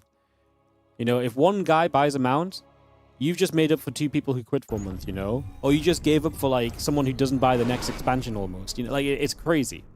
You know what I mean? Like so yeah, like the thing is, like, you don't need mega numbers to be super successful. So yeah, WoW is still doing amazing. Just and actually I think WoW is in probably one of the best places it's been. I think one of the main things about WoW is that WoW, a lot of people fell out of love with WoW, me included. I also fell out of love with WoW because I used to love WoW, you know, I was just super into it. I played it a lot. I had my breaks and I went back to a bunch. But I fell out of love of this, like, coming back and then, like, basically an expansion would release. I'd be really into it. I'd level up and we'd, like, do my reputations and I'd get into M+, and then I'd raid.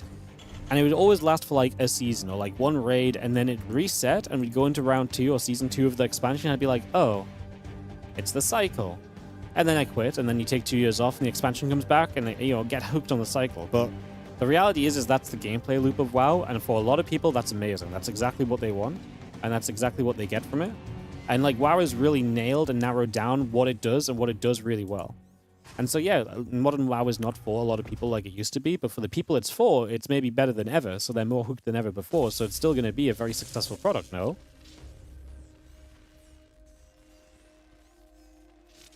So yeah, like at the end of the day, like a lot of people think retail WoW is, you know, absolute slop and stuff, but like, and they hate the gearing process, they hate that every patch just nullifies everything, but like, there are people who love that process of just like, hey, I get to do my M+ and gear up, and getting to reset and do that again every 6-7 months is like amazing to them, you know, or every year or so, however often the patch comes around, or whenever the new raid comes out. Like, a lot of people love that cycle. They love playing to gear up for the 2 to 3 months and then dropping off and maybe just logging in for raids and playing other games again. So yeah, a lot of people like that, you know? A lot of people love that. A lot of people hate it, but there's still millions of people that play, so yeah. There's one popular mount microtransaction WoW that made more money than the entire SE2 game did entirely. That's not true. That's just false news. This was a statement that was made, and someone actually went through the entire process of proving that this wasn't true. I don't know where this is, but if you look it up, they actually disproved this. That's just nonsense. Not that the mounts in WoW don't make stupid amounts of money, but SE2 was an extremely successful commercial success at the time, right? It's just, like I say, the numbers to be a commercial success and the way that SE2 was is just, it's different nowadays.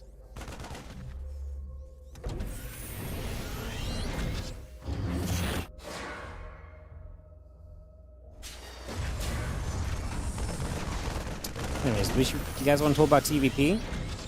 We're in a real deep discussion about the ways of the world. TLDR, I don't think we're getting StarCraft 3. If we do, I'll be very happy, but I think sometimes we just gotta be realistic.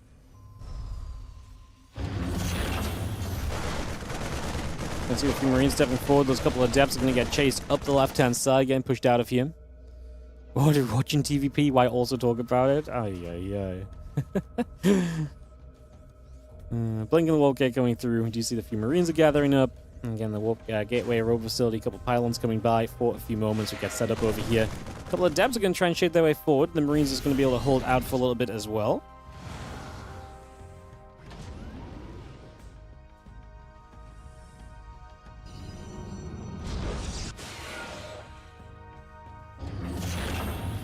A couple of Devs stepping through. The Marauders and the Marines gather up. I'm trying to see where we can go. You know, talking about getting new RTS, like, I just casted Zero Space last night, guys. I don't know if any of you guys watched any of these games. Man, I had so much fun. Like, this is one of these things where, like, actually, I think I already said it a little bit earlier, but, like, I didn't know what to expect. It's been a while since, like, I really got into Zero Space, but, man, it was so fun. Like, these games were just exciting. They were fun. It was fun to watch. The units were cool. They did interesting things, but they weren't overly, like, it was just fun. Actually, like, super cool. That game goes into early access in like a month. You guys should check it out. If you want an ! Zero Space, the link's still in my chat, I think. So, yeah, it was actually super fun. I not even just trying to bait you guys or something, or like hashtag sponsored or anything. Like, just genuinely, I had a lot of fun, and it was fun. It actually made me super, like, it was just super fun to watch. It was great. Awesome game. Loved that. Not interested in watching it, gotta play it to get the mechanics. Yeah, no, super understandable. I completely feel you on that one, but, like, just letting you guys know, it was super fun. I honestly had a great time. Like, I thought it was gonna be like a drag, especially not necessarily a drag, but just because I'd already had like 5 hours of StarCraft before. I was like, man, it's gonna be a long ass stream, and if it's not great, if it's not like fun, it's gonna, like, this is gonna be tough. But it was actually sick. Even 10 hours in, I was having fun. Amazing. We are going to be seeing Beyond going across the map as the Stalker's obviously left behind to do some damage. Max Pax has a few Stalkers watching for this army coming through the center.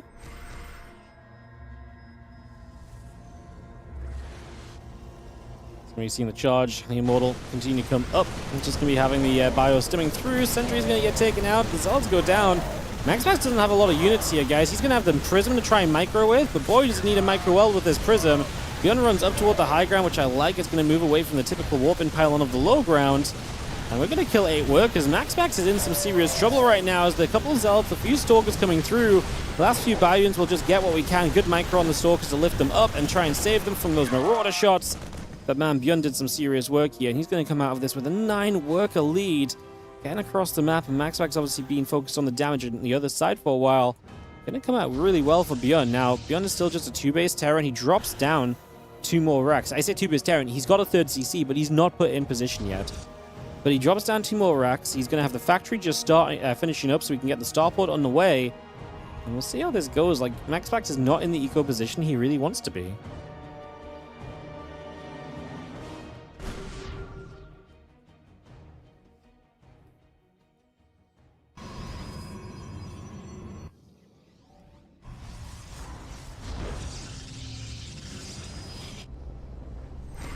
How did Bjorn have a third and way more army? Well, he went 3cc, 3 Rex, right? 3 Rex is just like, he has way more army, but it's bad army quotation marks. You know, it's not like this is like teched up medevacs and, you know, tech units. It's just, you know, it's basically like saying like, if MaxPax just built 8 gateways and did nothing else, it's like, whoa, why does the pros have so much more supply than usual? So I think it's just a case of Bjorn just, the build just naturally gives you a lot of, obviously the very fast third base, but then also very quick unit count. Which can be difficult to deal with for the Protoss when they are teching up and so on instead. Bjorn unable to take his third yet. These few Stalkers causing issues. That was another interesting trade for Bjorn. Resources lost is going to be pretty even. We'll see MaxPax has a third up and now running. But yeah, the issue that Bjorn has is the starport is starport number 2 is on the way. The first medevacs are only just popping, so it's just taken a very long time to make this army better. Like being on pure bio until 8 minutes, there's only so much you can do with it. And the success of the first attack was great, and it allowed for the second attack to be reasonably okay. But I think the second attack looks so different if you actually have some medevacs to back it up as well, right? Bjorn is going to get his third in location now as these few Stalkers get a couple more workers. Trying to hurt that Bjorn economy as much as we can here in this quarterfinal matchup. WardiTV Mondays 92 winner to the semifinals alongside Percival. And some other games. What else is happening? Actually, other matches are already wrapped up. So Clem 2-0 Ryung, he plays Percival in the semis. And Hero plays the winner of this MaxPax and Beyond series. So it's, yeah, Clem versus Percival. And then Hero versus the winner of this one in the semis. We'll finish up this match. And we'll be going into Clem Percival as our series after. Well, just let the players know that that is the dealio.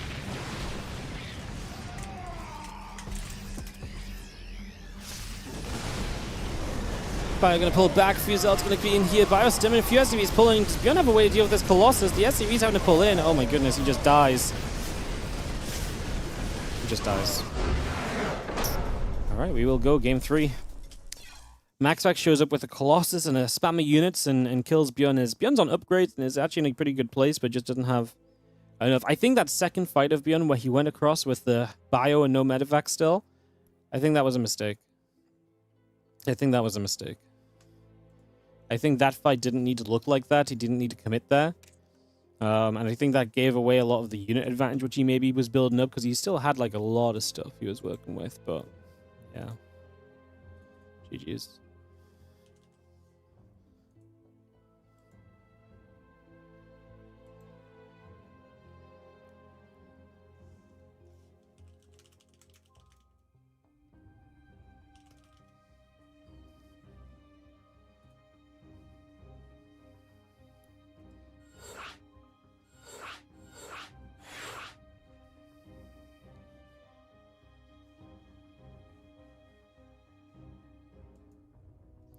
Alright, ready GLHF, MaxPax and Bjorn into game 3 here. Now you decided map to see who gets to the semifinals against Hero. And load in right now, we get this started. Let's see what our game 3 looks like. Let's say I felt like it was a good starting point from Bjorn, but yeah, the second fight I think was just too bad of it. Like, don't get me wrong, he traded out, but the way it was going, he actually needed to keep some buffer units and just have a bit more available, I think. Would have probably been better if, like, those units get so much better when the medevacs are there. But I can understand Bjorn also felt like he did a lot, and he was obviously looking for the opportunity to take advantage of that in the moment.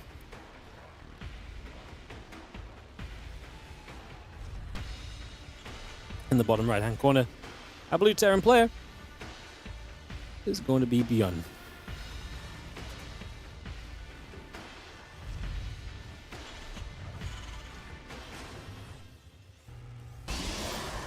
And the top left, our red Protoss. There's going to be MaxPax.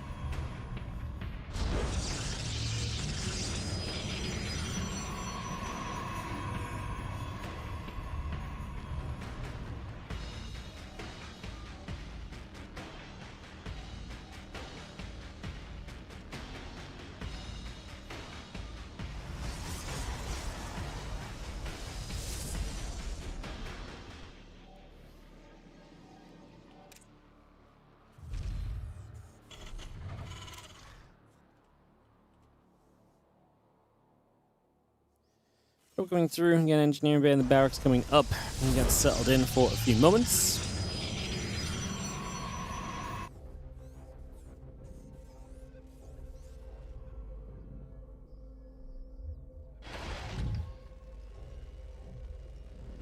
Had Maxbox win the last game, he was about to die. Well, he didn't die, and then he hit a timing where Bjorn was not quite set up.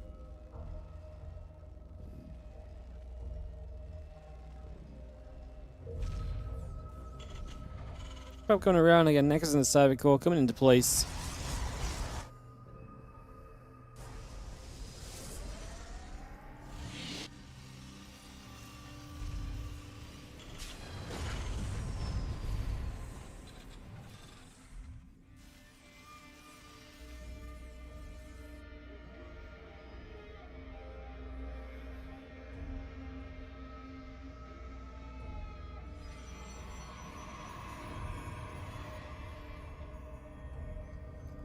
Zep coming around again, Stalker and the Wolf Gate coming up for a couple moments. Nexus and the battery coming into play. Command center, factory, depot, all building through that reactor on the barracks. Bring a load of this up and running. Reaper grenade going to go down. A couple of these probes going to get blasted for a few moments. The probes will pull across, and the Reaper is just about going to get chased away by the Stalker.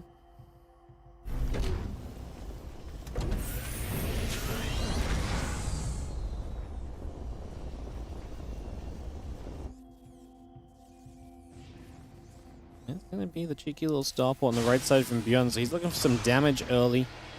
He's going to get the Hellions out. If you see the Hellions as max packs, I wonder if that immediately triggers the idea of kind of seeing what's coming here. And kind of preparing for the possibility of the drop and hence getting into position.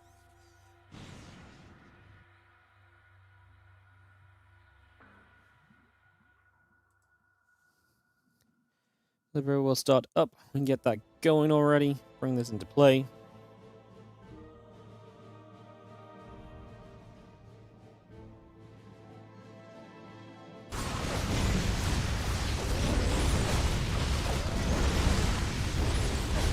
You see the Hellion's going to pull back a little bit. A few units still trying to chase onto the Stalker's going to lose one Hellion. The other Hellion in some trouble, but we're going to kill at least one Stalker. We might be able to chase for the second as well. Now the damage output is halved by losing a Stalker. We're not going to be seeing it going down. A couple of Hellions left alive from the from the starport. We are going to have a Liberator, which this okay. This is going to get interesting because obviously Maxpax is on an outposition third. He does not have a lot of Stalkers because he just lost a couple. The Hellions are going to threaten the third base location, which is going to mean the main base is open to the Lib, or the Liberator can go to the main and drag the Stalkers out the way for the Hellions. Either way, this feels like a lot of potential right now as the Hellions are going to run through. We are going to pull the probes. A bit of a lineup there. 2 workers only going down. We pull out 3, 4. I expect the Liberator to start getting kills right now, and it is starting to get some kills. The Warpin will have to be in that main base as 7 probes go down. There is 1 Stalker on the Liberator, which is not enough to get the kill. The Liberator is going to be out alive for the moment, if still low. That's still pretty incredible, all things considered. These Hellions are going to threaten the run into the main base. Even 2 Hellions left alive here can be pretty substantial, although there is a battery and there's still that 1 Stalker. That 1 Stalker is such a hero. The Lib comes down the left side of the map. Let's siege up here. A couple more Stalkers warping in. We'll get 2, 3 more kills. I can't really be upset there. That should have been 3 if he target fired it, but obviously was looking elsewhere. Already accepting the death of this Liberator. But 2 more kills is still not bad. That Lib was super low, so I think we take those. Additional Marines, the attack upgrade coming into place. The siege tank is about to finish. Prism will be done very soon. Tank in the main will just get set up.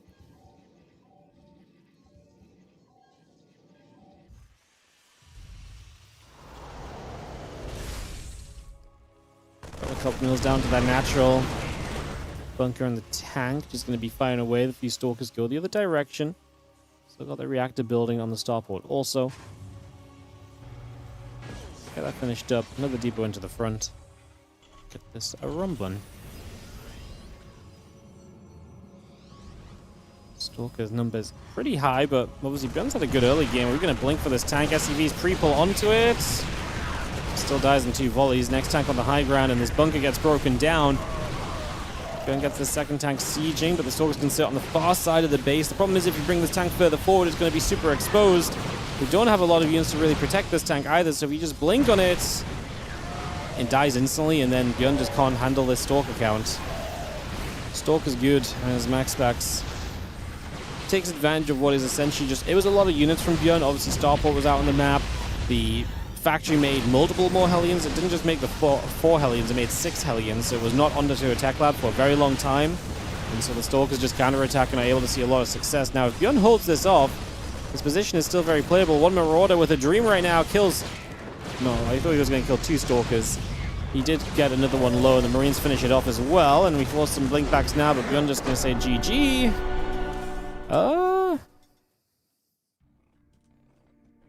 Yeah, I guess so. I guess so. I thought there was maybe a little bit of hope to hang on in there for another moment or two. Like, MaxPax is not on a 3rd Nexus or anything, so... Maybe he could have stuck around for a moment or so. Maybe. Alright, guys, we are going to get into Clem versus Percival here. We'll run some ads, and this semi-final is pretty much immediately ready to go. So Clem Percival coming up, first semi-final that was ready. We'll play first. MaxPax will move on to play Hero in the other semi-final. So that will be coming up after. But yeah, Clem Percival first, then Hero versus MaxPax, and then a finals. So guaranteed a TVP final. So obviously this will be a PVT right now in the semi as well.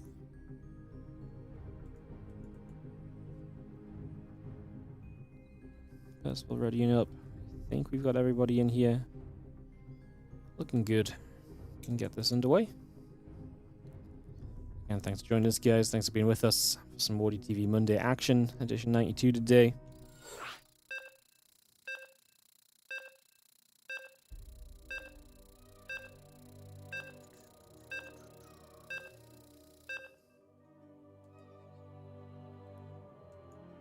Let's jump in as we go to Winter Madness.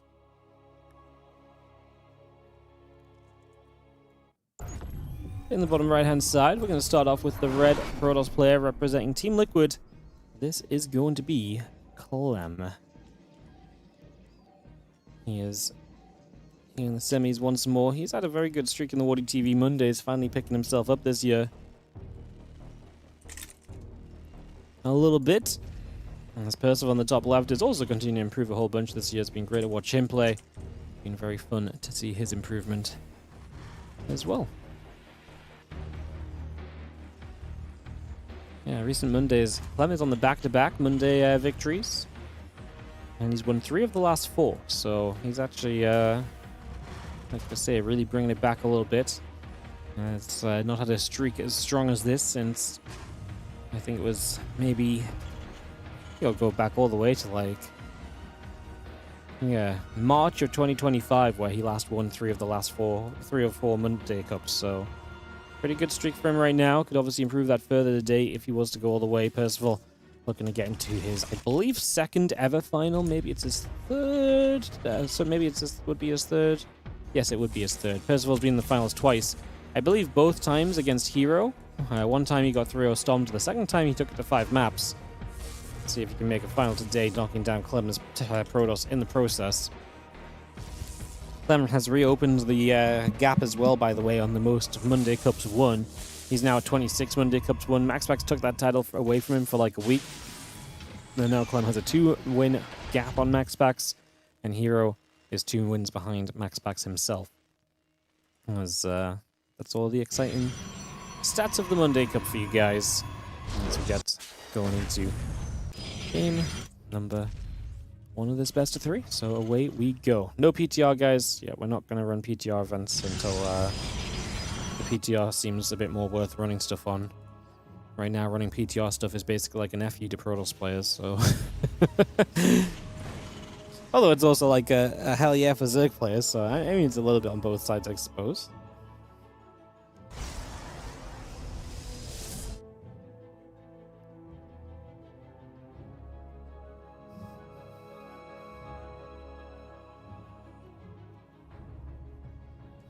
Gonna see that Reaper coming about, trying to see a little bit more of what's going on, so a bit of movement.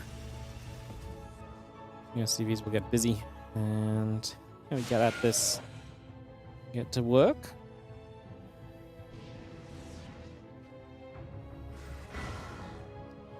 We have the Adept going back around again. Twilight Council, Adept, and the Warp Gate all coming up at the moment.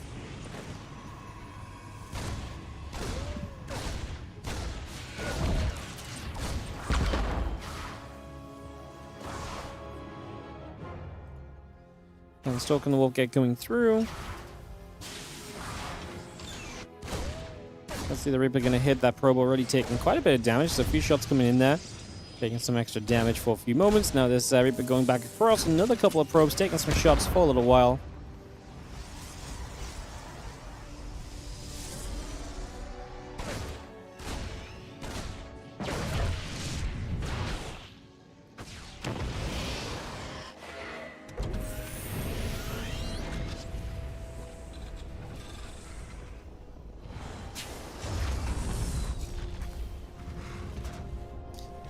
Work is going down. Pretty good start for Percival. Then Clem is going to try and he will find a Widowmine kill here early. Oh no, it lives. Oh my goodness. And it kills the Adept. Oh my god, what a start from Percival. That's sick.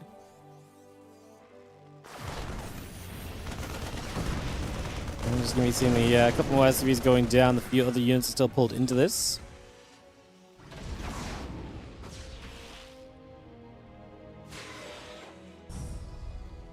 And a few Marines gather up against the Adept stepping through for a couple of moments. Blink is still about halfway done. Robot facility coming by.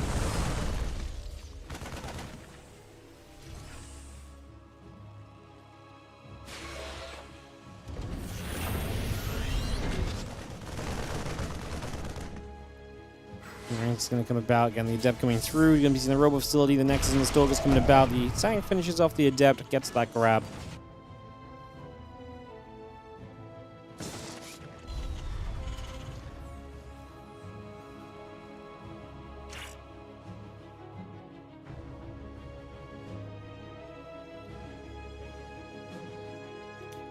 We're seeing this each tank and the Banshee still coming about. Barracks on the way. Again, Nexus and the Gateway continue to come up. Still going to have Blink in production as well.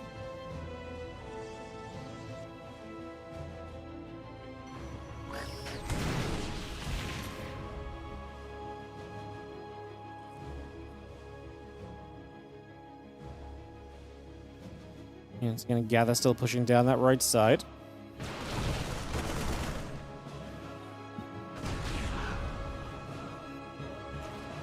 Big shift from Percival, obviously, with a good opening. This is going to have a good chance of getting some work done. Remor's a big deal here. It's going to step straight through. Once again on the tanks, that first tank going down without a shot being fired is rough. That's just a sign of we sieged a little bit too close, right? Clem able to step in while the tanks are sieging is massive.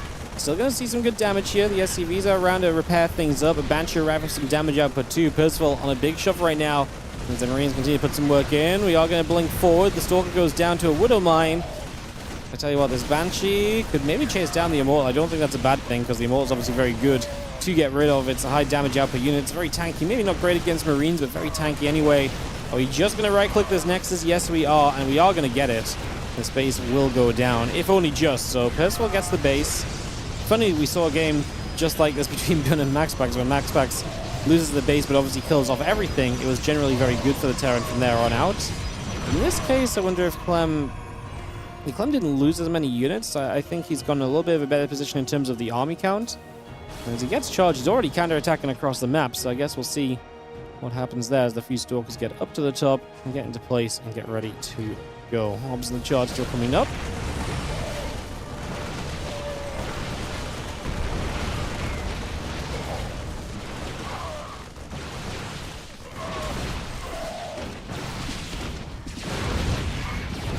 Stalker's going to shoot. Percival's going to say GG. He can't deal with the counter-attack. Ah! Yeah, he just didn't kill enough army to then have the right click on the Nexus be as worthwhile. Clem is going to go up 1-0 to start off this semi-final. Just like that. 10,000 feet. We'll go straight in, guys. Short game. We don't need ads. And we get straight into that game number 2.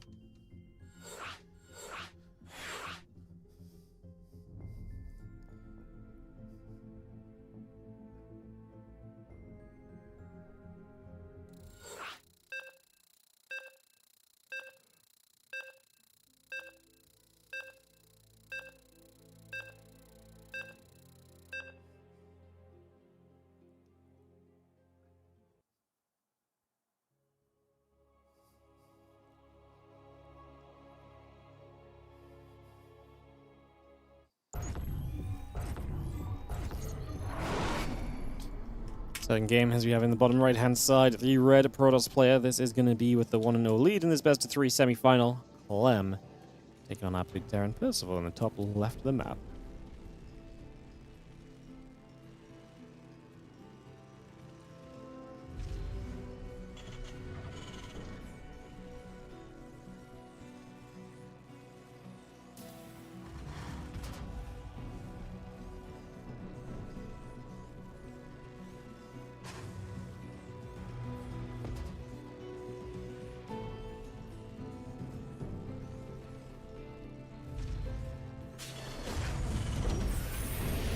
Cracks coming in, SCV is building, the refinery and the assimilator all coming through. And we'll just take a few moments of establishment at the start of this. Clem with this 1-0 lead. And to see where we can go.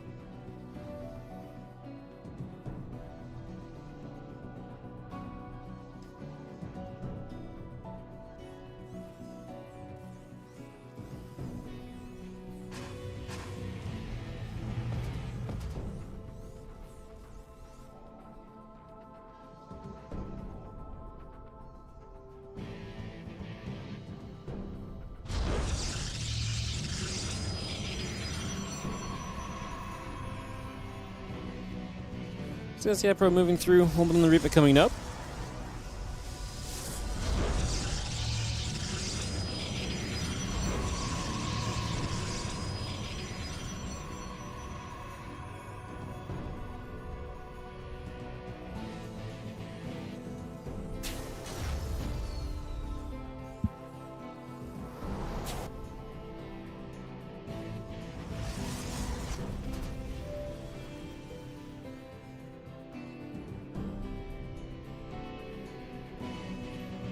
See that Reaper is coming over again. Factory coming up, Cybercore in the next coming into place.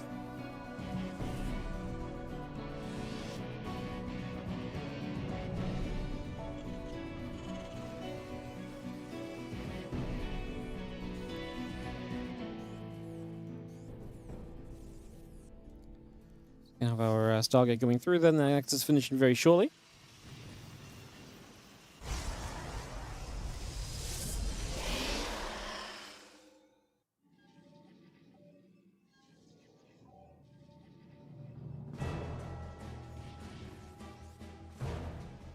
And Stargate is about to be done. A couple of probes, the Stalker and the Warp Gate coming up. So Stargate, a very different vibe, but it has becoming very popular lately.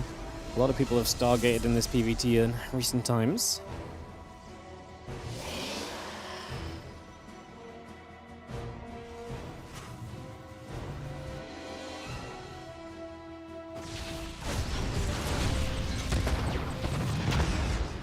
Shot. Stalker's going to push that Reaper and the Hellion out, so again, getting those chased away. Oracle and the Warp Gate coming up as well.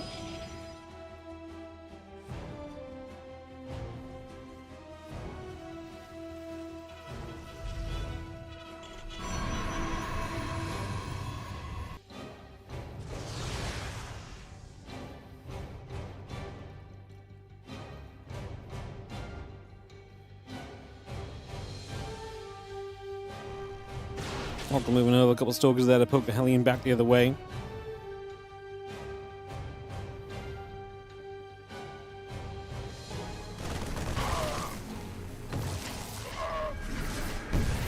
Oracle just activating, a few SCVs get turned around. A couple of workers going to drop immediately. 2 workers getting picked away, make it 4, make it 5. Great starting point from Clem. I mean, the SCVs are running away to try and make it so the Oracle can't stick around for extra kills after. Now we do have the medevac showing up. The Phoenix not in position to deny this immediately. And the Reaper Hellion runs in as well. Uh-oh, Clem just ran the probes back into a Widowmine. Wow. That Widowmine just blew up the Reaper and the Hellion. Friendly fire. Feels bad. Oracle on the other side is doing too much damage as well. GG's. Without a GG's, but GG's. No GG's, but GG's, you know? Yeah, that was, that's one way to make the Terran leave the game. Hero Max Pack's up next. And we'll get straight into it. Not really much else to say.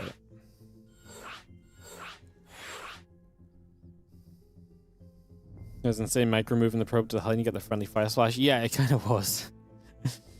Like, it was just like that little, it was just a little something. It was so unnecessary as well, but it did actually just put the nail in the coffin a little bit. Clem straight through to the finals, looking for his 3rd in a row. As it'll be Max Pax and Hero fighting to fight him. Fighting to fight him.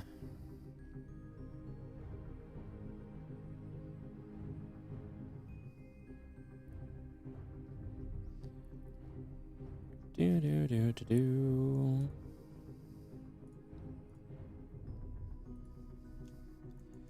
Kind of got counted at every corner. Wasn't great. Wasn't great. Some days be like that though. Pezzo played great in that quarterfinal against Christiana. 2-0 Rogue, 2-0 Christiana, and bam, you meet Clem. 0-2. It's not great for us having a long Monday Cup, is it though? We've had a couple series in a row which have been kind of on the quicker side of things now.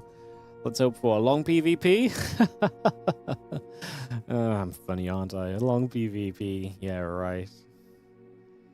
Yeah, right.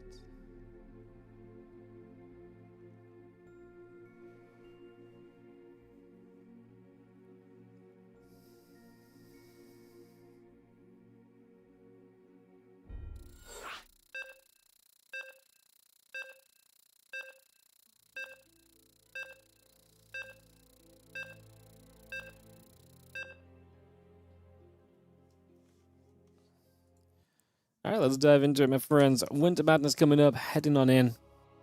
Let's get this rolling. As we have in the bottom right side, it is going to be our pink Protoss player. We are going to have ourselves in this best of 3 semi-final matchup. Hero, who was in the finals last week, losing to Clem, who won a couple weeks ago in the finals against Max Pax in WardiTV Mondays 89. Put an end to, helped put an end to the dominance Max Pax had been having. On the left side, Max Pax, our red Protoss player.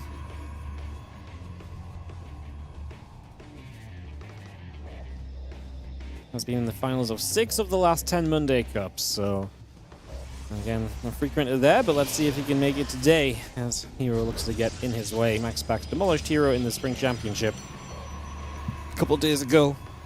Let's see if that's something that weighs on the mind here as well today too, as we set this off. We get this started.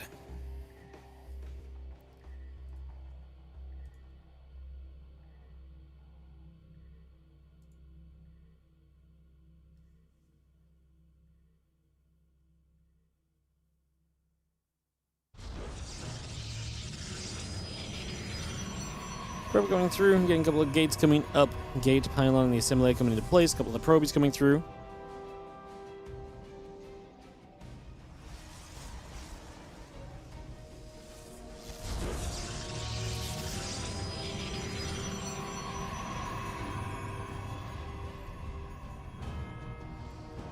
And probe going to bad. Cybercore's building, getting settled. Getting this underway.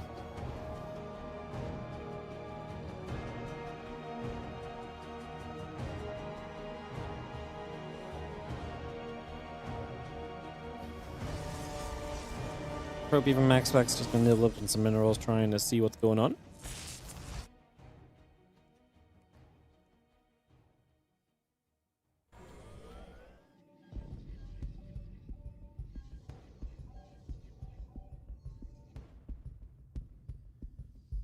And Stargate will build a couple stalkers coming up from Hero. That warp gate's still coming through for a little while.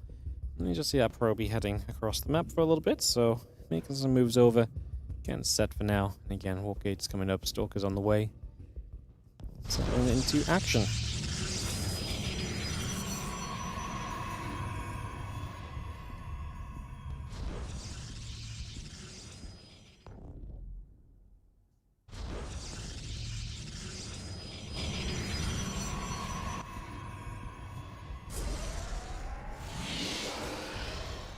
Just going to see how Oracle is on the way through. Again, the Nexus and the Warp Gate continue to come up.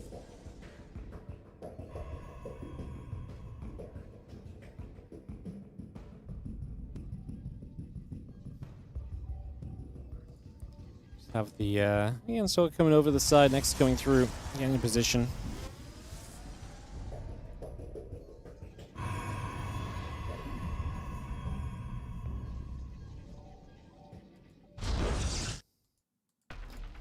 And few Stalkers gather up, just going to see the Oracle is going to be coming over. A couple sentries going to build, the Warp Gate on the way. Twilight Council Nexus continue to get brought up. The Void Ray and that Warp Gate continue to come into action for a couple seconds.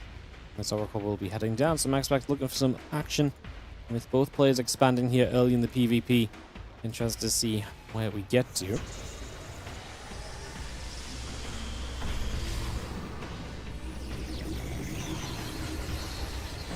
Stalker's in position. Actually, this Oracle going to take a lot of damage. Sentries will nibble it, but it's not going to be enough for a kill. But still nice to have put so much damage on it. Limits a lot more of what can happen.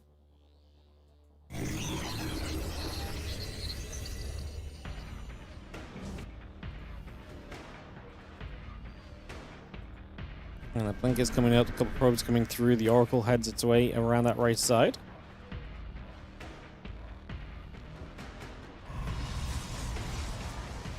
Yeah, that Twilight Council building up in the main, so we'll get that finished and get that going.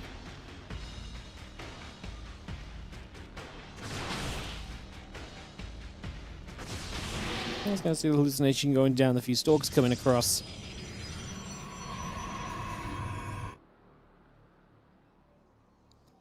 Oracle comes in once more. Just going to be actually dropping down the little stasis ward. And next going to use that to help him defend. Both players are on their way to blink. Hero's a tad bit sooner on the blink. Obviously, he does not have an Oracle, but he does also have 2 sentries for some information gathering, so that's great. And with only 1 Oracle up, MaxPax shouldn't have too much opportunity to deal too much damage with that unless stasis wards get a big lot done.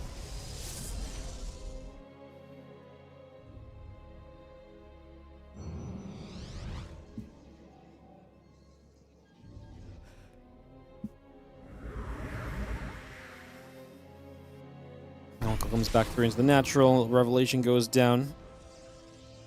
Just trying to see what else is going on. We do see the Stalkers in the center. He's pulling back over the other side.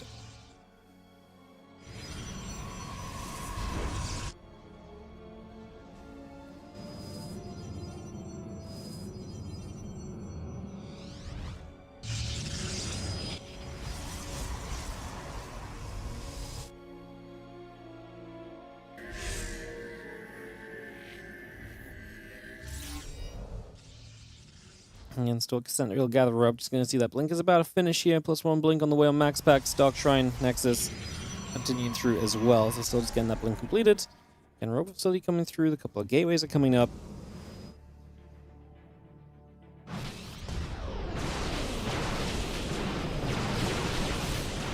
Stalker's going to fight. A little bit of Stalker Zell going to pull back. MaxPax trying to get some value. Has got the stasis here. Hero's being kind of cautious about moving too far forward. After the blink, he was like, wait, there might be a stasis, and so he started to respect it a little bit more. Dark Shrine on the way, but we're also going to have the Robo Facility on the way through too, so seeming pretty decent.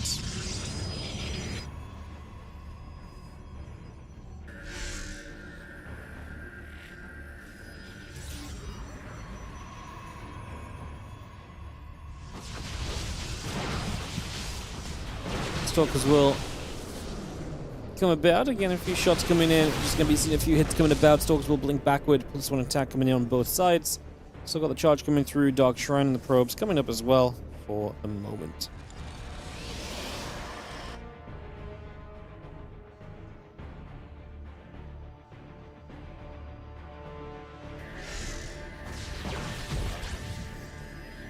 And stays forward, going to get in position. Our Stalker's going to come around, trying to do what we can. That's a nice stasis, though. Hero is going to get punished for this a little bit. Drops a force field, try and buy some time. Stalker's moving in aggressively as MaxPax sees this as his chance to open up a supply difference. I mean, he's got to be careful, because when the Stalkers come out of the stasis, they're going to come and rejoin. How many Stalkers do we lose in the process? 8 probes have gone down. I feel like the army count's staying reasonable. We do depower the Robo, which is a big deal. Blink into the high ground. I mean, MaxPax could lose a lot of Stalkers still, but I think he's traded well enough. He's killing a lot more Stalkers. He's killed a bunch of probes. Hero's going to be down.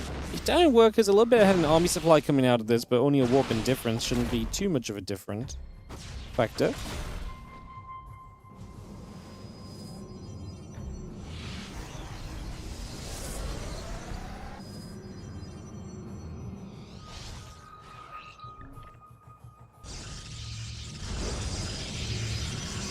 +2 attacks halfway done. The Immortal and the Probe still building. +2 in charge coming up on the side of MaxPax. Oracle and the Dark Templar coming online as well.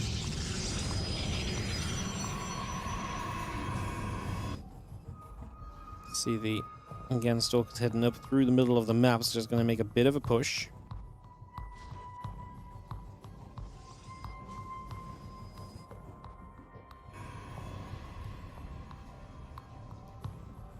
And we have the DT just going to come in. The Prism is on its way through. A couple of DTs are going to strike at a time while Hero's trying to get on the map.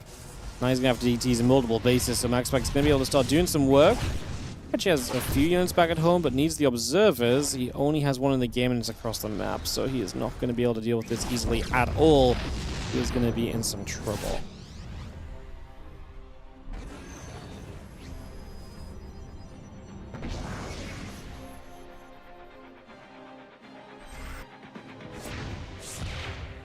DT gets turned around again.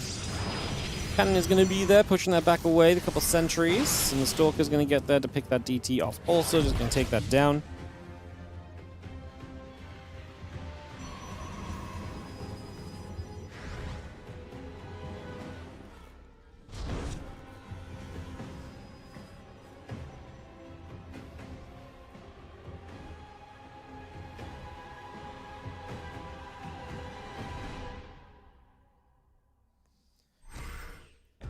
Folks will come back over, just going to blink back into the center. The units are pushing up from Hero. He's got a lot of units, and he's down a lot of workers, but maybe with this shove, you can see some success. He's very Stalker heavy versus the Zealot count being a much higher scenario for MaxPax.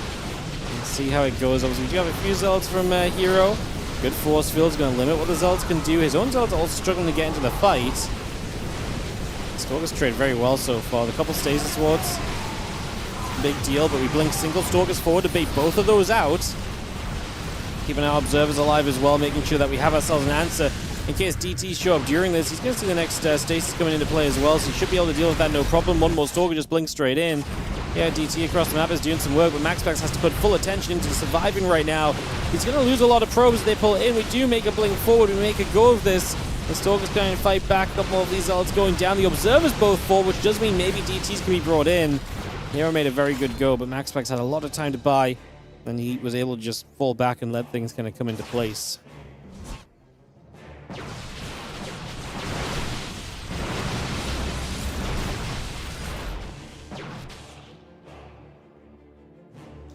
Prism Stalker still gathering around.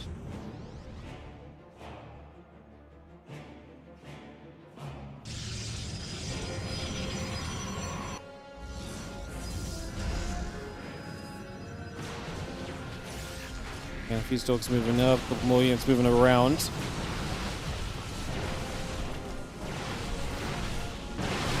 And these few Stalkers of Hero just kind of desperately trying to find damage right now, not really doing enough.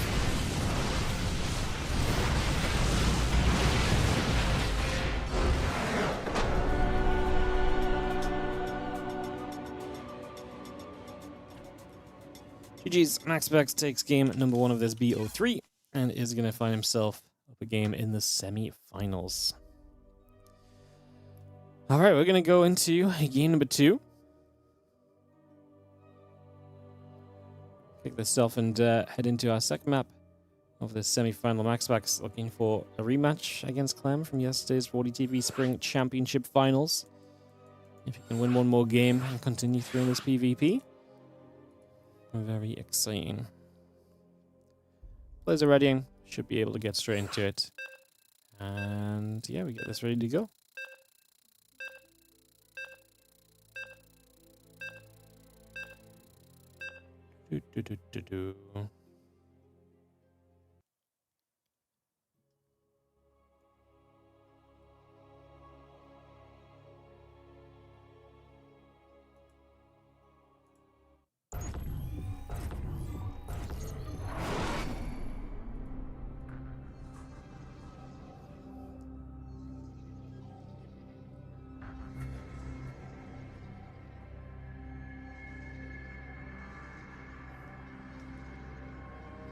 All right.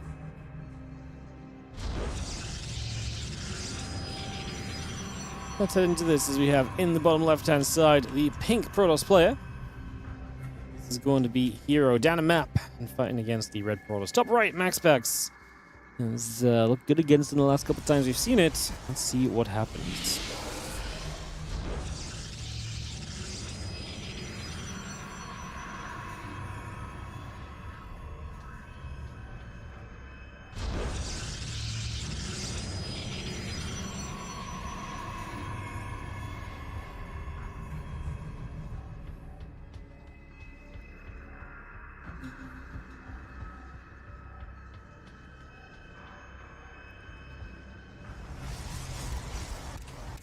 the setup. Let's see what happens.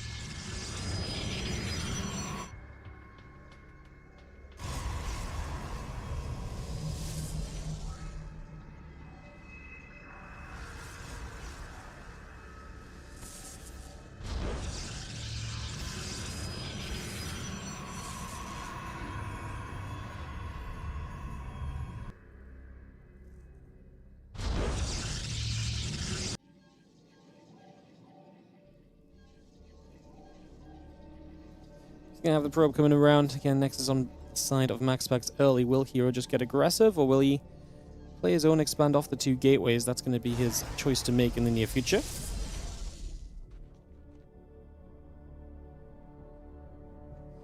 Does have a pylon in the bottom right side, so might already be a sign of what's going to happen.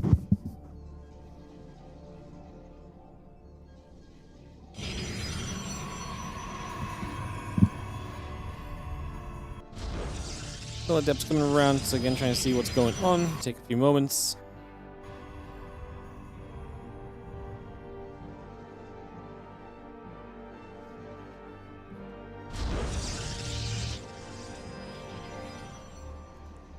Again, the Twilight Council, a couple Stalkers in the Warp Gate are going to come around. Just going to see the Robo Facility. Next is coming up. Warp Gate coming into play as well. Just bring a bunch of this through, and a couple of Adepts are going to work their way out over the other side, heading to the top with a little bit of an Adept shade for the moment. So bring that straight through for the moment, and bring that across the map.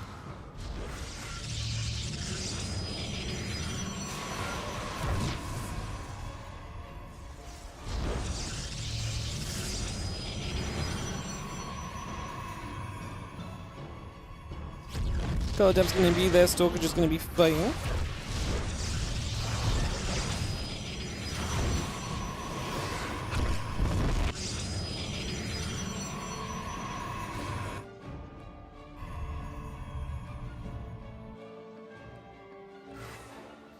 The Adepts will move forward again, Stalking the Immortal in production. MaxPax already fought down 4 workers.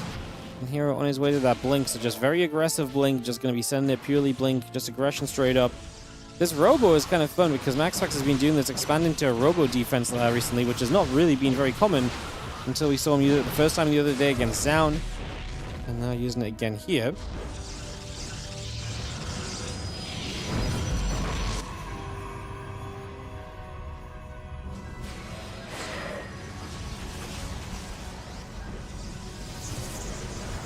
Let's see a couple Stalkers still warping in. Blink coming through. Gate coming about. Battery on the way through.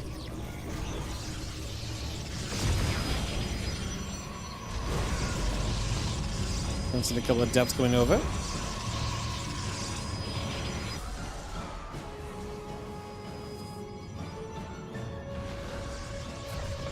Couple more Stalkers will warp in. Couple of Adepts are going to come through. Trying to shade to the front. Couple batteries in the gate still building from MaxPax. The pylon coming up as well. Blink is done from Hero. Just going to blink now onto the first Immortal. So he gets rid of this one. Going for the second.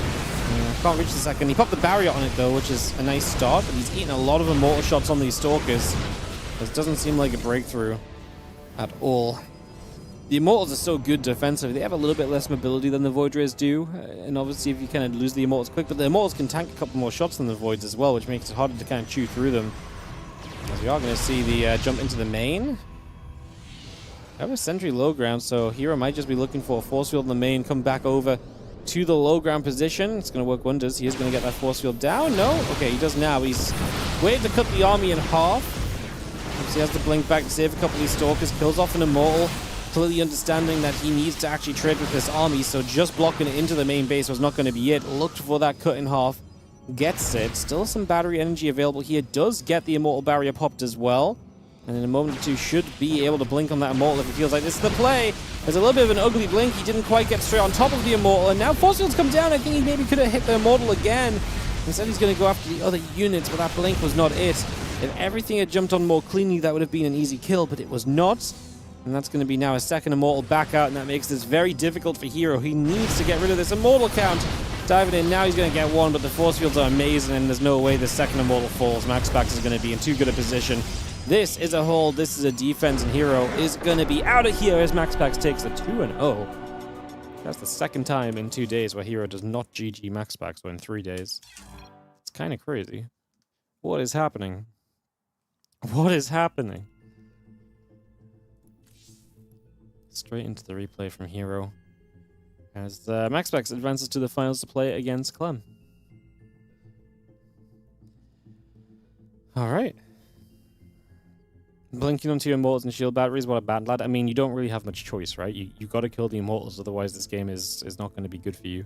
Like, every time there was 2 Immortals, it was a bad fight for Hero, so he's got to reset that Immortal count.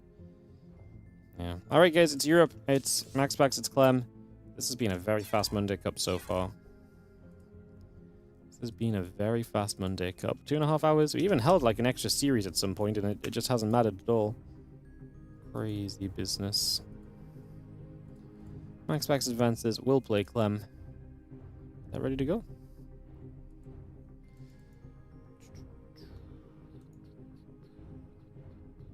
I'm just going to be a couple moments, guys. I'll throw you to the break screen while I get this finals going.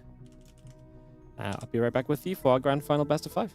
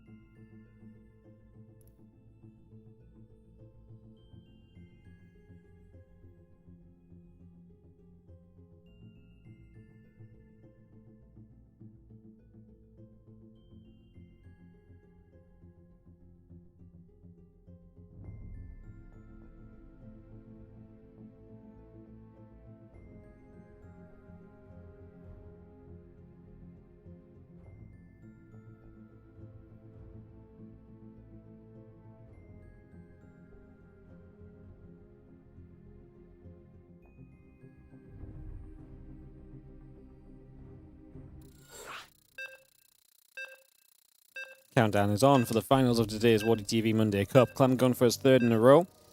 Last two finals, he beat Hero and he beat Classic. Can he beat Max Packs to get the trifecta of TVP wins and move himself into, like I say, another 3-time winning streak in the Monday Cup, continue to extend his lead of most Monday Cups won? Or will Max Packs draw one back? Those are the questions we ask heading into this series right now. In the bottom right side of the map, our red Terran player representing Team Liquid is going to be Clem. And in the top left, our blue Protoss in this best of 5 final is going to be Max Packs here in WardiTV Mondays 92. If you guys are enjoying the stream, do consider supporting. You can do so in all of the usual ways. Very quickly, just to mention a couple of them. Obviously, first of all, if you're on the YouTube, like and subscribe. Super easy to do, goes a long way, helps us out a whole bunch. So check that out on YouTube. Obviously, WardiTV Mondays, powered by the community. You can check that out on Patreon, patreon.com/WardiTV. 100% of all pledges are going directly into WardiTV tournament prize pools, such as the Monday Cups, as well as our bigger events, such as the recently concluded Spring Championship and the upcoming Summer Championship as well. Of course, you can also support via subscribing, YouTube memberships, or just by continuing to watch. We appreciate you guys' viewership. We appreciate you guys hanging out with us and enjoying these games with us. With that, let's get into this TVP well and proper, with Ruby Rock being our opening map to start us off in this game. So Ruby Rock coming through. Gateway and a probe and a racks and a gas coming through for a few moments.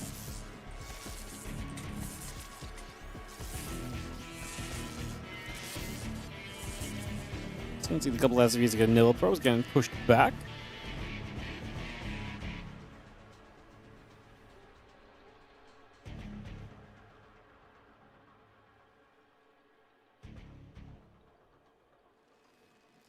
Probe going back over again. Reaper in the orbital coming and gathering around. Cybercore, the Nexus coming up. The assembly coming through as well.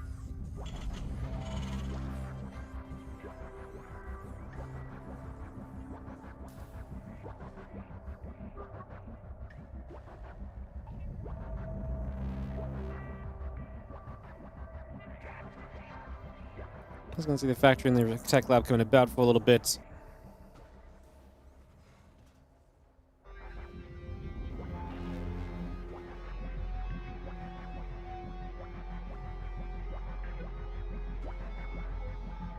I was going to see the Reaper up to the top side, and we'll have this popping through for a couple of moments.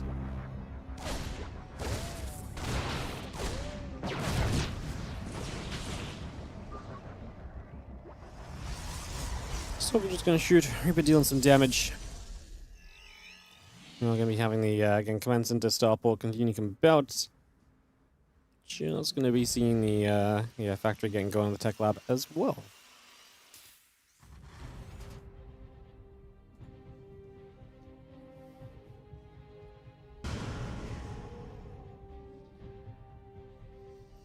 Try to cancel a couple of probes in the warp gate, all continuing up.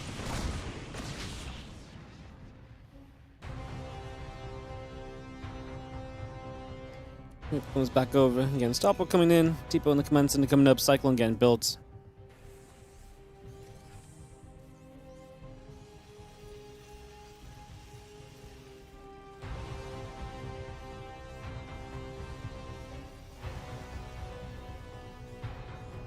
I have a hallucination checking to see what's up. Max Packs going into the blink opening. No surprises there. So some spoilers from yesterday's WardiTV Spring Championship, guys. It's going to be hard to not mention this because obviously we did have these guys play yesterday in the Spring Championship finals. But obviously Clem looked pretty darn good in those games. The first map a little bit shaky, but after that he really brought it back and looked very, very good kind of throughout those games. So yeah, it was pretty solid for the most part.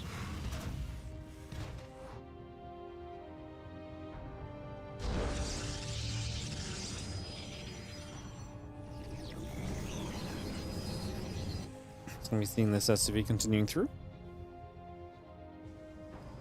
Just going to be seeing the Stalk and the Blink coming over and trying to see what else is going on.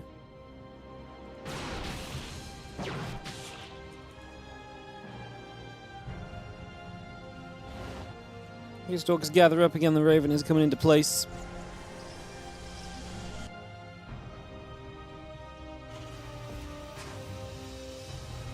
It's going to be seeing that Raven coming around again. A couple Marines, the siege tank continue to come across, getting that into ready to go.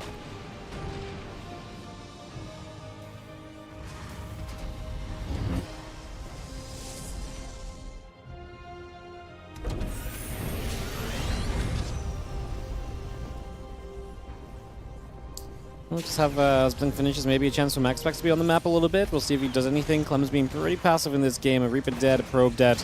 And that's really been about it so far. The Hallucination's keeping track of what Clem is up to.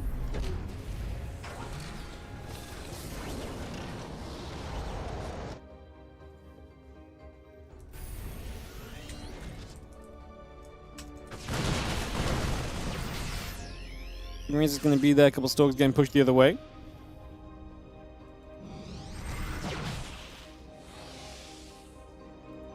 Couple Stalkers blinging across that medevac chase up to the top side.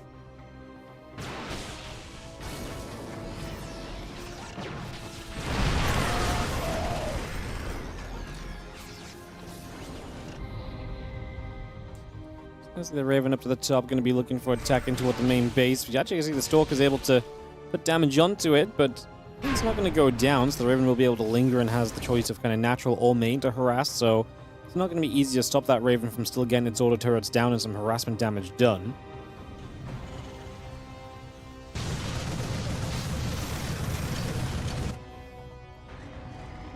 Couple tanks will siege, again the auto turret around the back.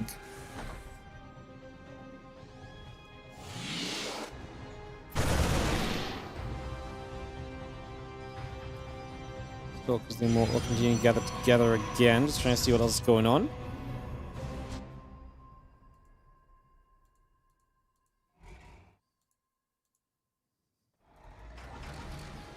Let's see, V-pull is coming, so Clem is going to get real feisty in the next few moments. It's going to be seeing the SCVs leading the charge. We've got a force field that's going to block the SCVs out. Doesn't really cut this in half as much as I thought. Clem's actually going to still run his way up here. He says there's no more force fields. Let's play with this then. He actually really just forced his way up into that position. Couple tanks siege on the low ground now. Everything else to the high ground. Raven available too. Maybe one more auto turret to help us out. And drop that in. Tanks a little bit. The two tanks in the back from Clem a little sad because they kind of just get left on their own devices. However, Clem's eager to deny the robo facility. That does stop the Colossus from coming through. However, did Clem do enough? No. He's going to type GG's here. He just didn't do enough at all for how committed this was. And he agrees with that as well. MaxPax takes the opening game. 1-0 lead for our Protoss in this PVT. So MaxPax gets the opener, and we'll start off with the advantage, heading to game 2 in a couple of moments.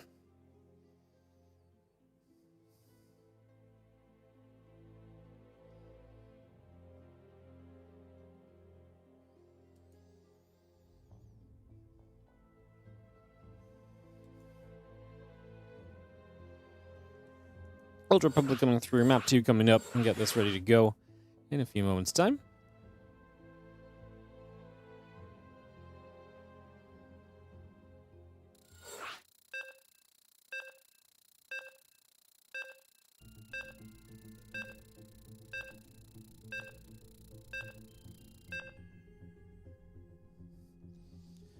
Readies and GLHFs and getting called up and get this ready to begin.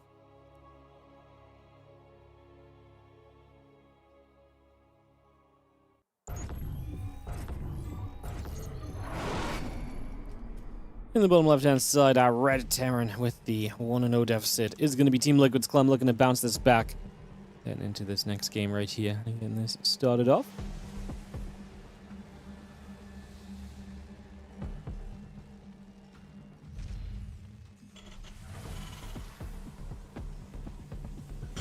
On the top right, our Blue Protoss player is MaxPax and get this ready to rumble.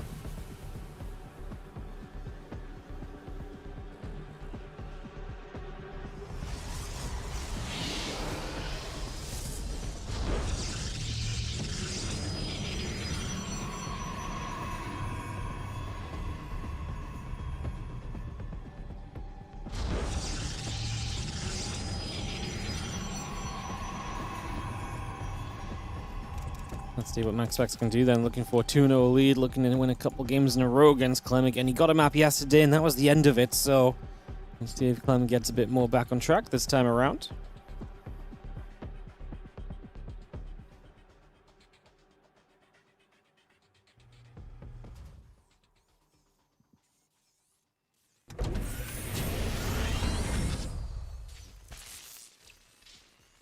I see the SCV going to be there. Probe, again, push back the other way.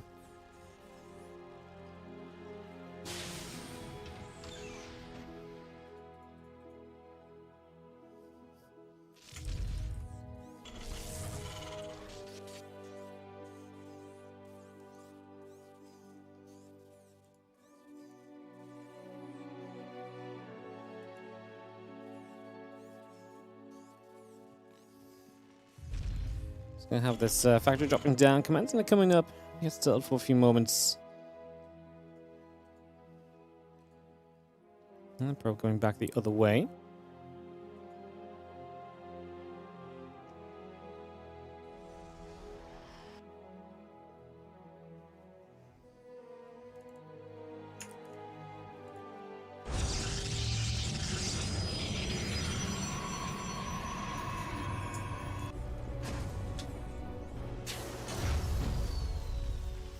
We'll have that factory finish in a few moments. Get ready to move across onto the tech lab, perhaps get that in position straight away.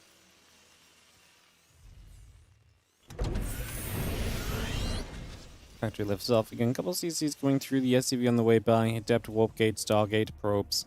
All building through for a few moments. Getting that into position. A couple probes going to gather about.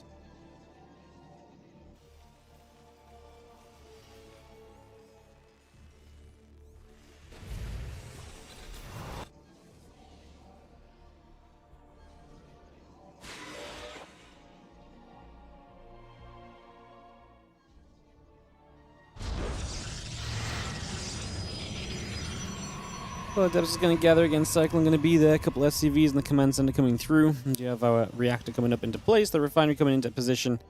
Get on the go initially and settle this into play.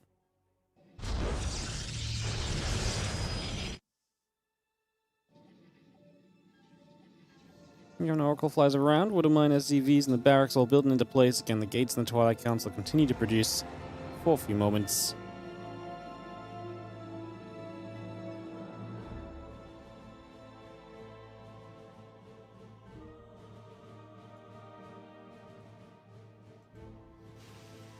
Triple CC from Clem in the main base. That CC coming up. We do have a couple extra barracks as well. So here's production settling up nicely for the next stage of this game. Get that on the way through. Get that ready to roll as we just have a little bit more happening. Just going to be seeing the Oracle gets denied. So Stargate opening from MaxX. Not ideal, especially when you play Stargate into Blink. It's very fragile. You know, you're going to be late on the blink and you're going to have not a lot going on, especially now you lose the Oracle. That's less reason for Clem to be defensive at home and less information for you, less defense with the stasis ward's gone as well. I think a lot of that is going to be a big, big factor. Let's just have the Assimilator coming around and trying to see what else is going on. A few Stalkers gather up, Blink on the way, the Phoenix coming through, bring a bit of this online into position.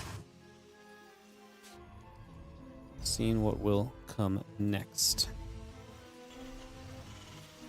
You can see the SCV is producing from the orbital, so again, we bring that out for a little while. Starboard SCVs, Marauder and the Stim continue to build through. Just gonna get a couple more Marines into production as well.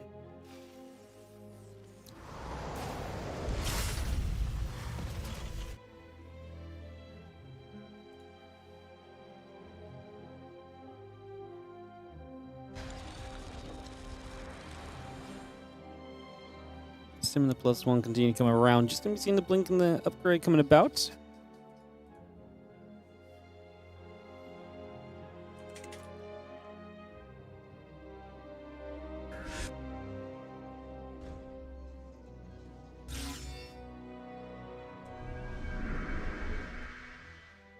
And a few Stalkers gather on the low ground.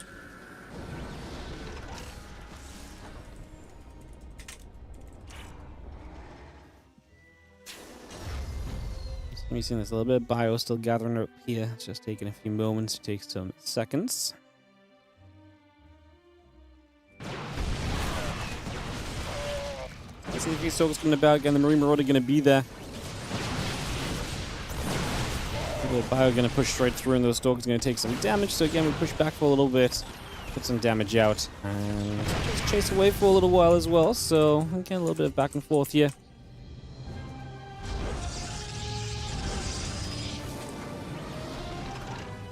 2 more barracks just going to come up as well.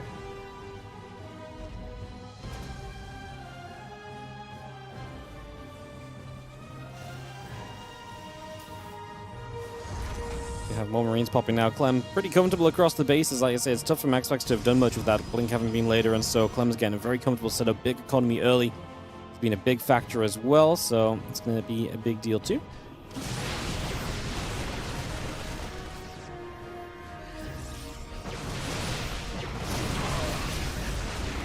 Seeing this Bio going to get caught in a stasis ward. A few Marines stimming up. Another stasis is going to catch. I mean, we're killing Stalkers still, and maybe now the Stalkers will start to fight back a little more strongly. There's not a lot of units outside of stasis right here, so MaxPax has the chance to do a little extra all of a sudden, so we will find a little bit more possibility. Bio's still swimming through. The extra units about to come out of the stasis. We'll kill a couple more Stalkers, perhaps. Blink came off to kill the extra one, but or to save the extra one. But that will be that for the moment. So hold back then for a few more moments. We reposition a little bit.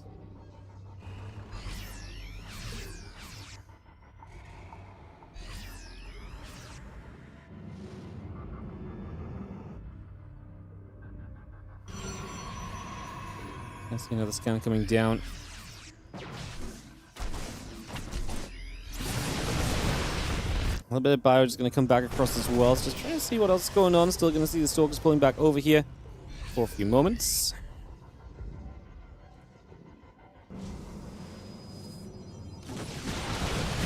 Step up, a little bit of Bio, and the Wooden Mine is going to be there to push those Stalkers back the other way. So we changed that the other side.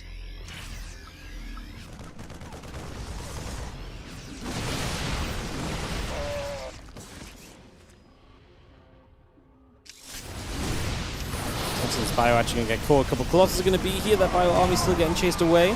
It's going to get pushed out of this for a few moments. The Stalkers and the Colossus still pushing across.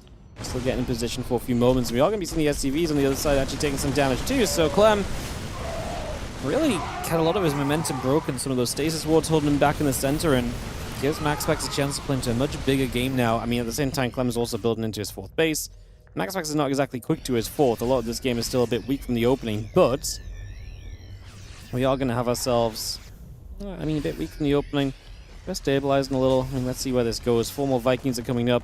Got the +2 and the +1 upgrades coming by. There's a few SCVs on the way in. Bio going to stem in after the few Stalkers. A couple of those being picked off already. Again, the extended thermal lance and the +2 attack upgrade coming through as well. Dark Shrine is also not far from being done here, so something else we can add on into play. And yeah, Vikings and those ghosts continue to settle. And come across.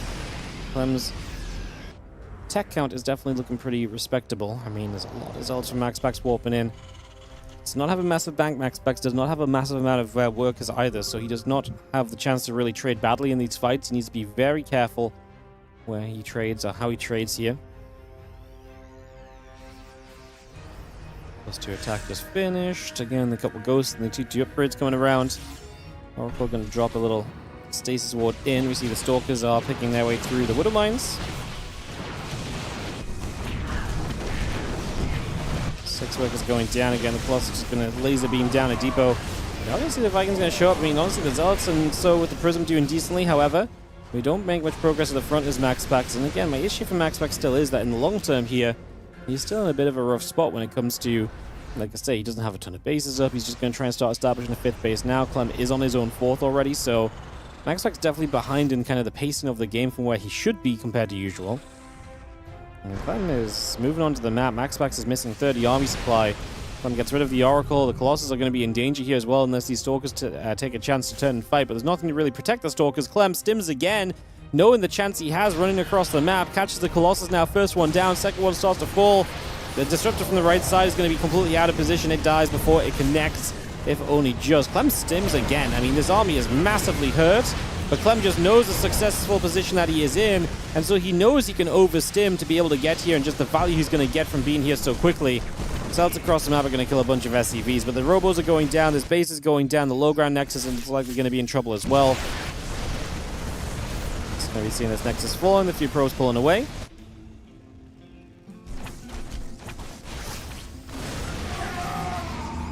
One more Disruptor shot, like I say. The biggest issue Clem has is these units are low HP. He stimmed them again. The Medivacs do not have the energy to really keep healing them, but he's going to kill another base. Like I say, he lost a lot of SCVs, so the eco damage done by Max Pact is very substantial, but is it enough? Not yet.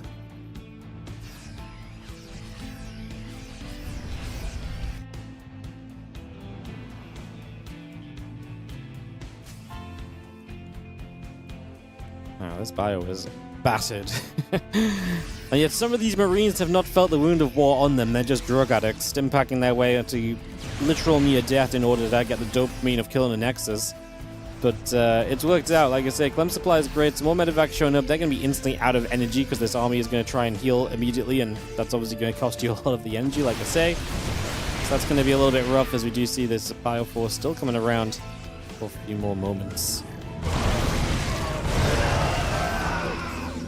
So a couple more hits coming through.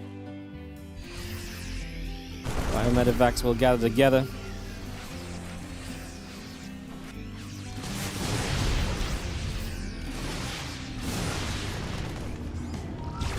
Another disruptor shot or so still coming by, just trying to get ourselves in here. Just going to be seeing this bio still kiting back against the Zealots. The 3 upgrades coming through, the couple Ghost Marines and Marauders working up. Going to be seeing our bio continue to pull back away from those Zealots as well. A few Stalkers blinking down.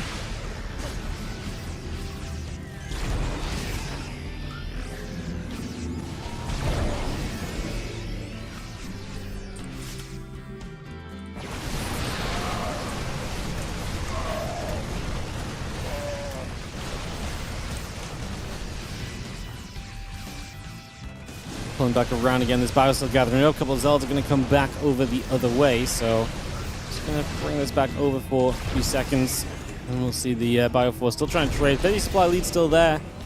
Clem at the moment.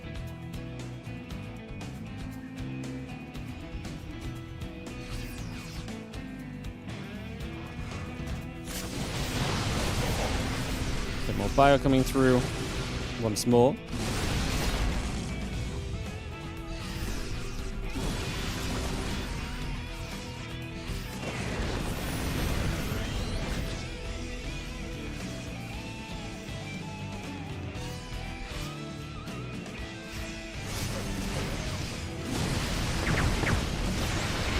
We've seen the Disruptors and Stalkers coming back over. Bio and the Ghost going to continue to pull away.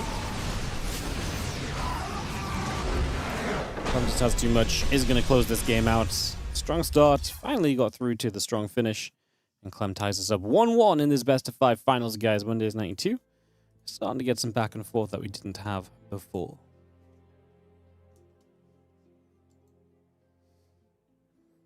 All right, game 3 in a few seconds.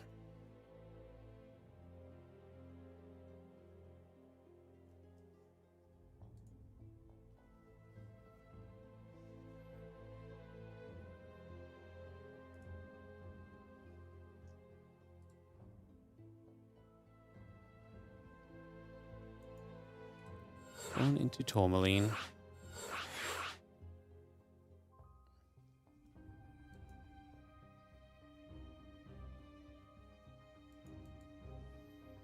We join up, we get ready to go.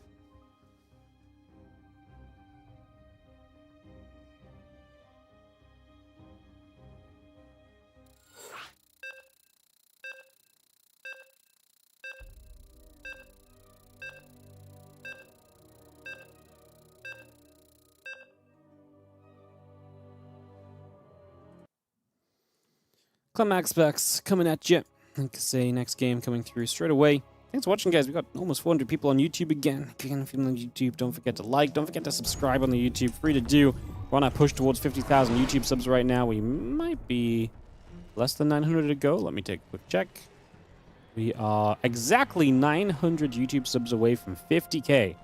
So, that's actually pretty sick.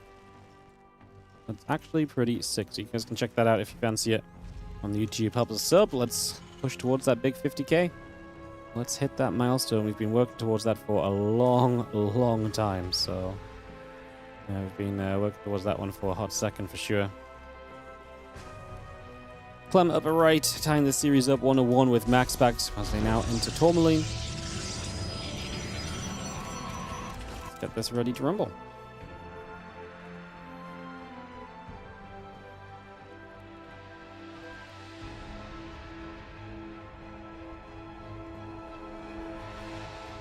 Next guys coming through, getting the assimilator coming up, add a probe on. A couple of the barracks coming up from Clem. Bring that into place.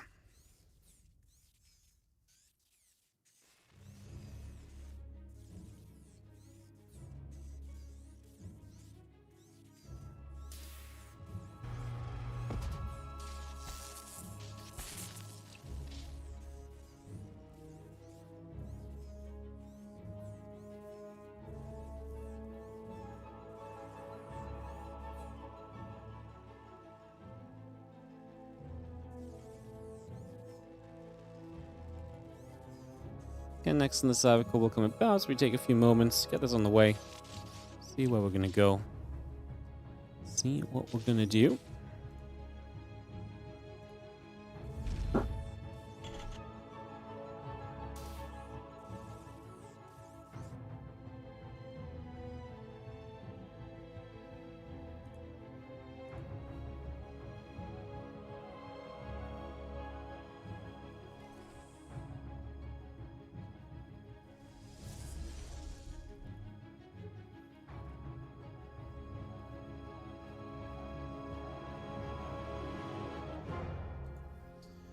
Well, next is setting up. We're going to see the concussive shells coming up on the Marauders. This proxy barracks is going to get aggressive nice and early. Just going to get that through.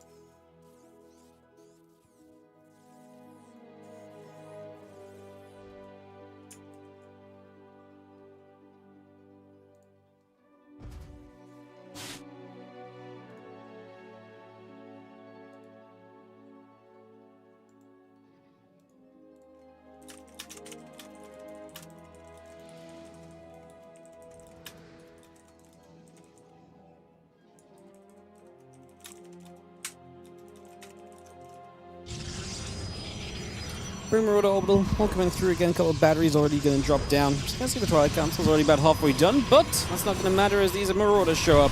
First probe goes down, micro back from Clem. And again, this is fun because it's only going to be the single racks proxy, but then you got the barracks back at home too. The Marines add a lot of damage output outside of the damage to the Stalker. We get the sentry here, forces the force field, focusing the battery. Getting the battery down is massive because 9 healing is obviously going to be huge. Second battery about to be done. The problem with this Stalker is I don't think it can get towards the battery before it goes down. And now these Marauders run into the main. Now that's going to cut them off from the reinforcements. I don't love this extra Marine running through as well. Next Stalker's about halfway done. Another Marauder showing up in a moment. We're going to take a turn onto this Stalker. If we don't kill this right here, this feels pretty bad. But the Marauder gets one more shot off. Great calculation from Clem. It was a correct call to make that move.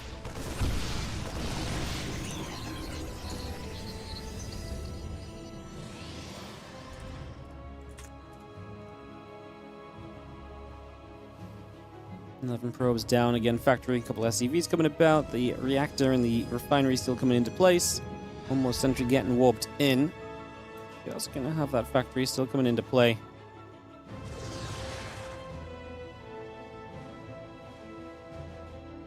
A few units gathered together.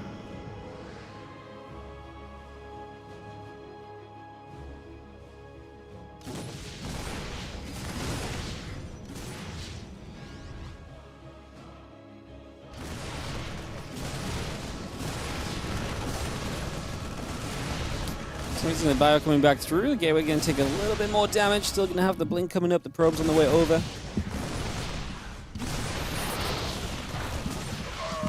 The Stalkers in the center are going to come back around as well. Take a little bit more damage.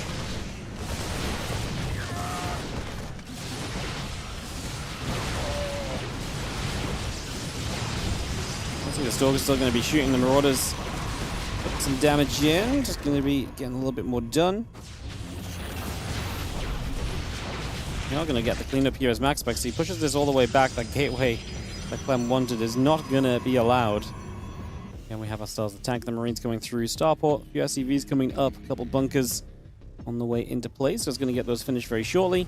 So we can defend the natural, but this becomes a bit more of an awkward game now. Clem only has 5 Marines available. Uh-oh, these Stalkers show up. First bunker doesn't finish straight away. We're going to kill only one of the Marines, but even just 4 Marines in a bunker are not going to do major damage to these Stalkers. Tank is showing up. Tank is going to come across here and may be the deal breaker.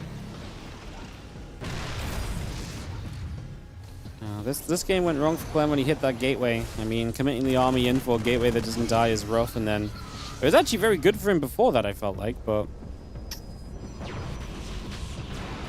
These Stalkers poking on the racks. Just going to be having this barracks taking some damage. That blink is going to finish in a few moments as well. Stalkers will look to finish this barracks off. It is going to go down. Again, blink finishes up already. I'm just going to be seeing the factory going to lift off of the tech lab and let the barracks take its position. A couple tanks and Marines still gathering through then. Just going to see this barracks goes down as well. And we do still have charge. Observer, Nexus, and company coming up. The rest of this bio tank force getting back into the center. The Stalkers get rid of a tech lab. Clean that up as well.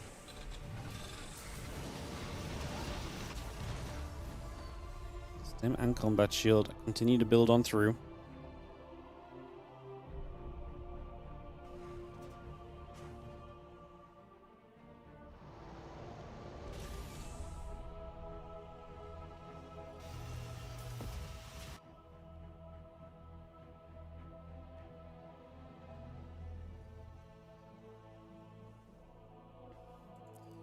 Going to be seen again. Stimpack combat shield building up. Marine Marauder going to come over. Just going to be having the bio going to stand here. A couple of these Stalkers taking damage.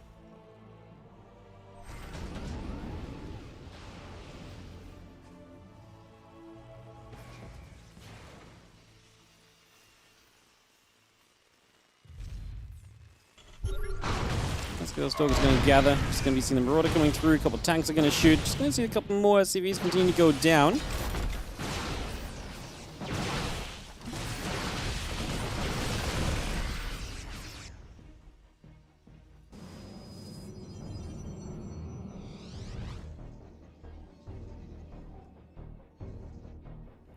And Bioforce coming down, a couple of tanks coming over. This is going to be the charge. Coming across, just going to be seeing a couple tanks. Stepping across, just going to be seeing these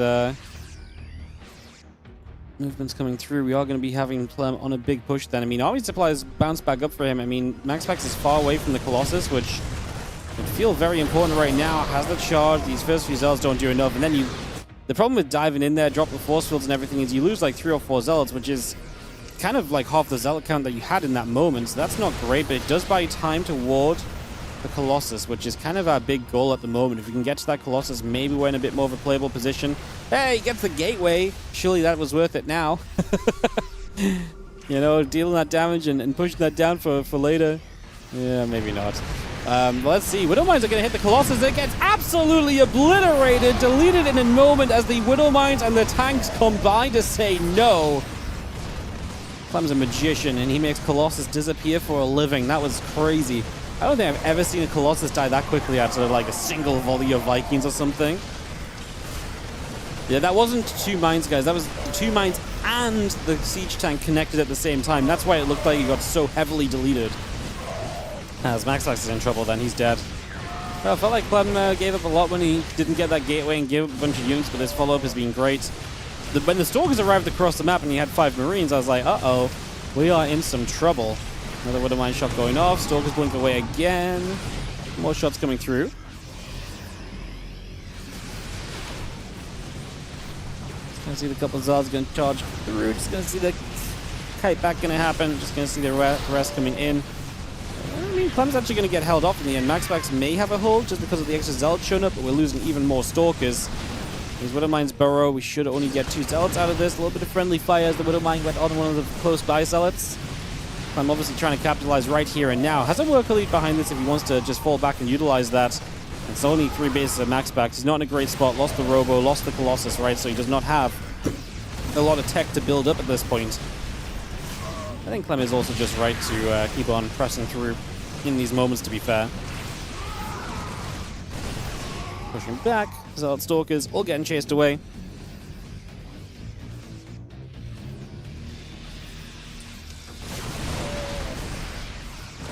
And a bit of bio gathering through. A couple of Zealots are going to charge back over. The Archon's still coming in.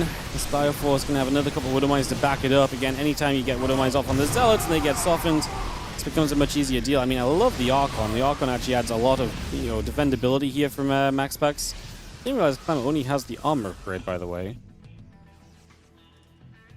It's certainly an interesting one. No attack upgrade would make this a whole lot. An attack upgrade would make this a whole lot easier. Fire falls back. A couple Stalkers get caught. Just going to see the Marine and a couple of Marina Mines coming through as well. Again, the attack upgrade coming through. The Zealots are going to come over. Just going to see a few Zealots going to go on that right-hand side. We're going to spread a little bit. A couple Zealots going down again. I mean, we've got Colossus up now. The Zealot counterattack is nice. Going to distract Clem a little, but it's only 3 Zealots, so it's much more manageable than a Zealot run by typically is. Clem's still kiting back against the main army in the center. Now an Archon and a Colossus working through him in terms of splash damage. He finally started the attack upgrade, getting the Ghost Academy, getting an extra starport, and also building the Vikings as he realizes Colossus are indeed coming back onto this map. So gets all of that prepped to continue moving through.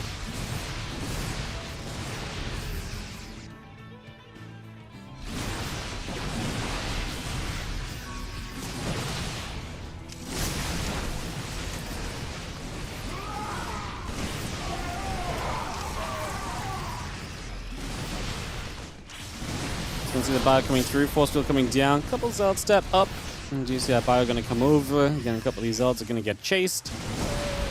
Going to be having the Zealots and the Stalkers coming back through. The Colossus coming in again. You're just going to see this bio army pulling back. Widow Mines connecting through on the Zealots as well. Again, bio just kiting away from this. The few Zealots are still chasing on through, looking to get a grab on as much of this as possible. You're going to see a little bit more bio coming in from the top side. A couple of Widow Mines are stepping over also. Force in the center collects in.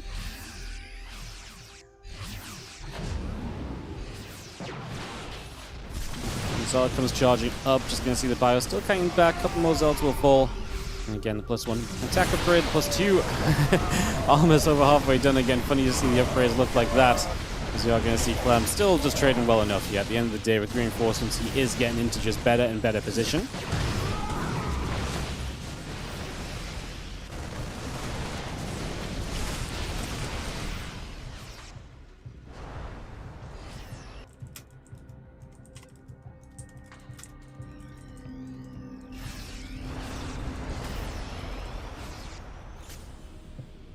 And bio will gather, the few Vikings going to gather up.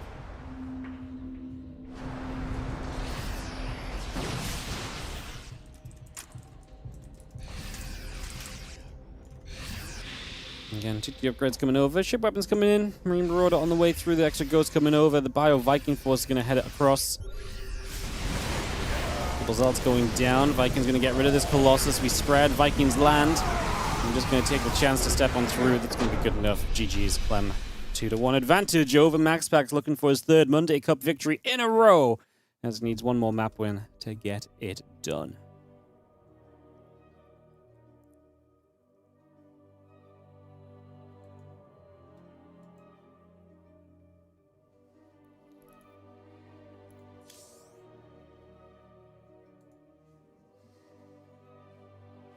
Alright guys, we'll get into this in a moment.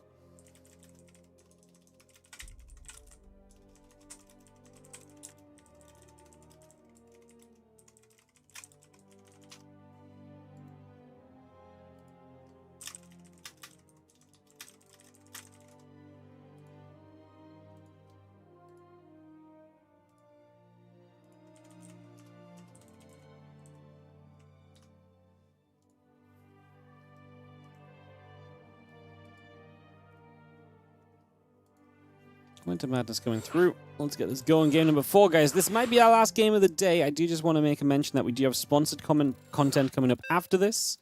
As okay, thank you so much for using 100 bits to make a giant prism in the chat. We have ourselves some sponsored content from Marvel Rivals coming up after this, guys. So if you guys are enjoying the stream and you want to support for free, all you have to do is stay tuned in on Twitch. It's a Twitch sponsorship, which means it is based on viewership, so sticking around really does help us get paid more for it. And the cool part is that you don't even have to stick around for the full hour. If you stick around for about 5 minutes once the sponsorship starts up, 5 minutes or so counts you as a view towards the sponsor, and once you've been counted as a view towards the sponsor, we will get credit for you having watched. So all you got to do, all I'm asking is that when the StarCraft wraps up, I'm going to move us over into the Marvel Rivals category, ASAP and so on. So you guys don't have to wait too long, but if you can just leave the stream live for 5 to 10 minutes once the games end on the StarCraft 2, like I say, it's super easy. You can walk away, just leave the stream on. It doesn't take much. It helps us out massively because, like I say, capping out those sponsors. helps us to keep on running these events. Like I say, it doesn't have to be the whole hour. I mean, stick around, talk to me, and ask me StarCraft stuff if you want, but you know, you're very welcome to sit around and chat, but even if you just stay a few minutes and then head out, it would be greatly appreciated. So thank you so much. If you decide to do so, that will come up when the StarCraft wraps up, obviously either at the end of this game or after Game 5 if MaxPax does tie us up, as Clem brings an SCV across the map early.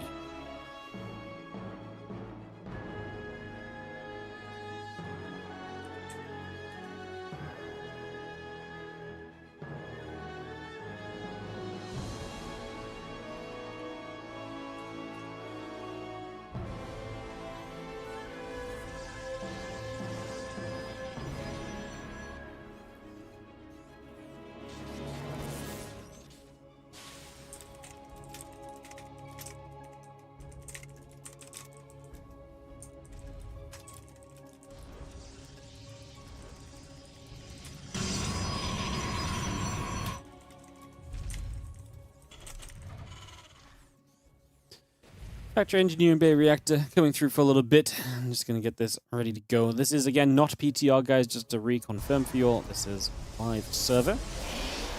And thanks for joining us for this MaxPax Clem final of WardiTV Mondays 92. We'll be back next Monday as well for Edition 93.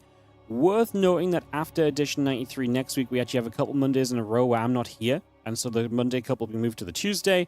I know, that's your guys' favorite thing. We'll be able to go from there.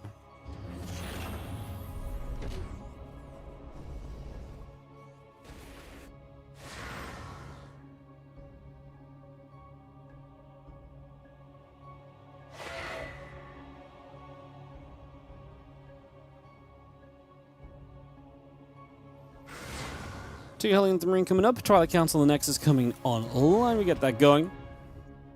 It's going to be seeing the Nexus and kill coming through. And this Adept is going to shoot this Marine. It's going to be chased away. Again, Warp gets about halfway through the Twilight Council. It's coming into place. Two Marines, couple Hellions gathering together. And it's going to be seeing the Adepts getting back up toward this top side to get ready to...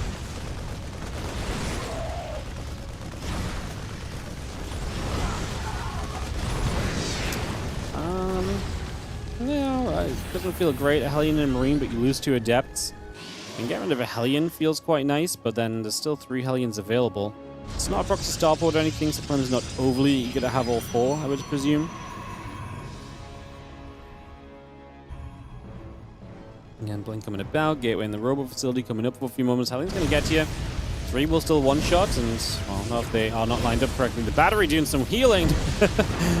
Ah! Only 2 probes. I felt like it should be in 3 or 4, but yeah, maybe not quite as good as it wanted to be. Again, Marine Cycler Medevac still coming over.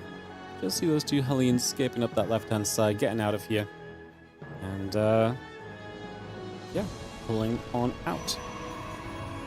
Marine Tank and Medevac producing. We'll see if Clem wants to make another push somewhat early in this game. Down 6 workers at the moment. Obviously, Tank Marine always has that pushing, sieging potential.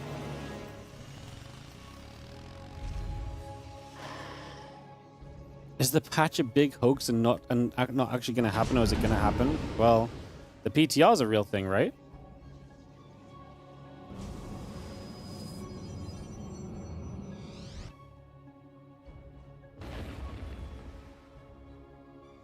Kind of makes sense.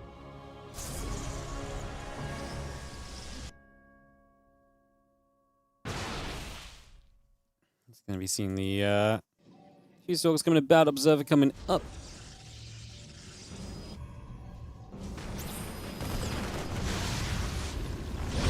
It's going to have the couple of Hellions going to get through. A few Marines in the Cyclone pulling off to the side, a few workers going down.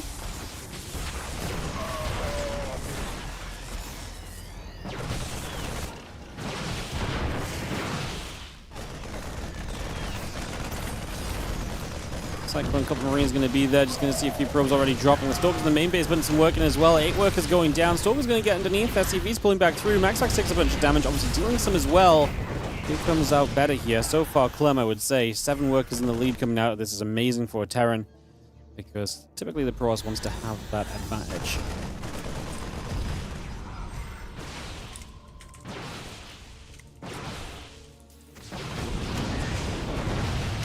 more SCVs going down. That's going to help to even it up, but it's still a 5-worker lead from Clem, so MaxFlex kind of needs more. And Clem, how much control? I mean, the one thing MaxFlex could maybe get away with is if he can just overwhelm this army right now, and these Stalkers can just, just don't get controlled, or don't get under control by Clem, then maybe this just kind of runs away for you a little bit as Clem. Maybe a bit of a possibility as well.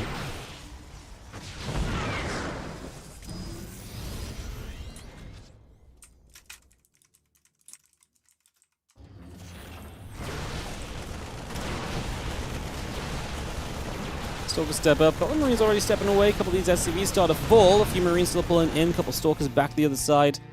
Charge is coming up. More Marines, SCVs, and the stim pack starting.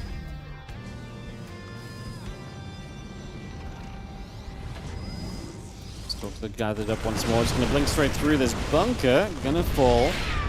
And a couple of SCVs getting caught together. Bunker and the depot both going to get put into place.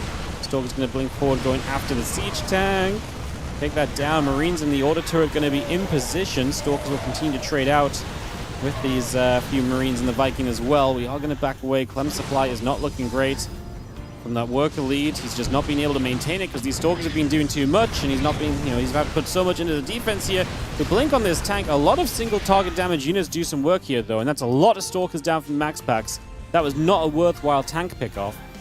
That was not great in the slightest, in fact. So that is going to backfire on you pretty heavily here.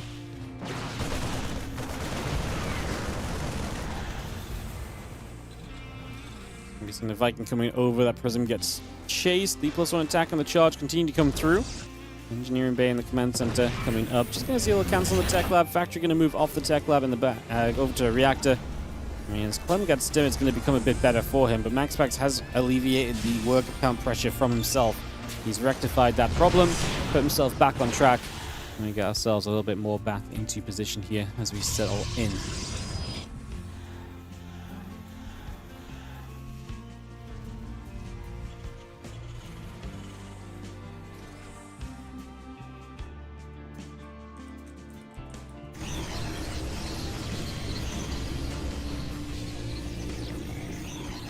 Going to be seeing the combat shield on the +1 coming through for a few moments. Coming back along for a little bit, just going to be moving over.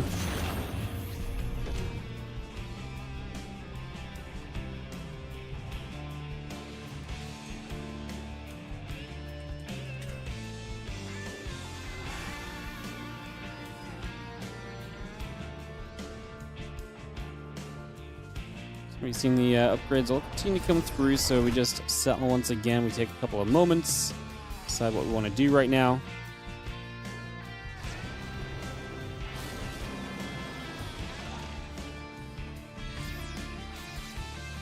Yeah, a few of those Marines and Medivacs gather up. We're just going to pull them back a few moments. The Stalker stepping through, trying to see what else is going on. So we take a couple of moments to get in position here.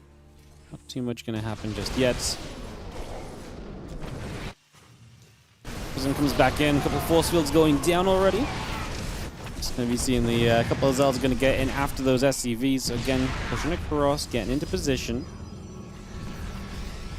A few of those Zelds going to warp in. The Zelds going to move about. I mean, MaxPack's putting pressure in multiple places. Clem needs to figure out a defense on this. The Widowmine's going to hit on the Colossus and also onto the one of the Stalkers there. The Colossus goes low. We don't find extra shots on it, unfortunately.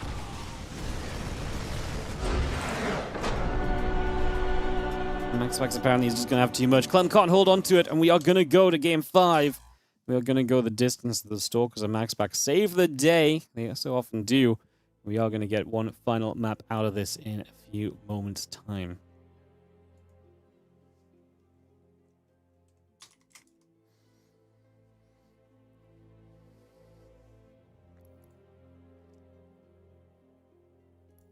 All right, we get this ready.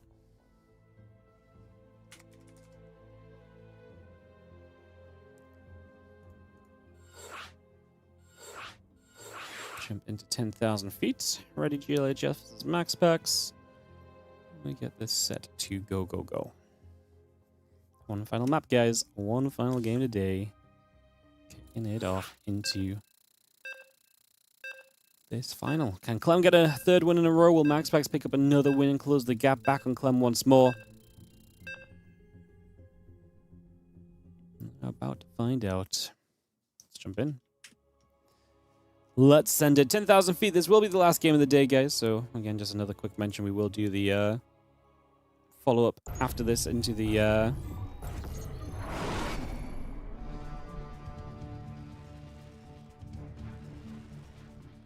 into the, I can't talk. Into the sponsor content, so stick around if you want to help us with that. Get ready to go.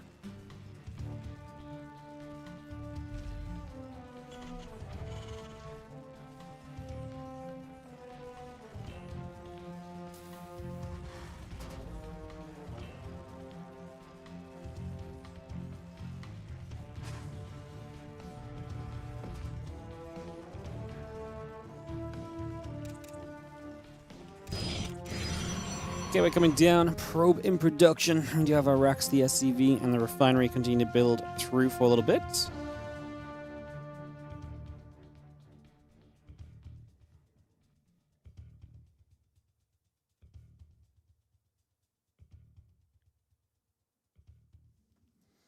Again, getting the assembler coming around, get that set up. We'll take a few moments here, bring this into place. And we see what is going to happen. Engineering bay drops into position. Again, the Rex coming into play. Again, just going to see that probe nibbling at the SCV for a couple of seconds as well. Engineering bay block is nice. I mean, probe sees it, but we do not pull the probes against it, so it looks like MaxPax will just run out and take the third already. Something he's been doing a lot in these games as well. Looking for more of that.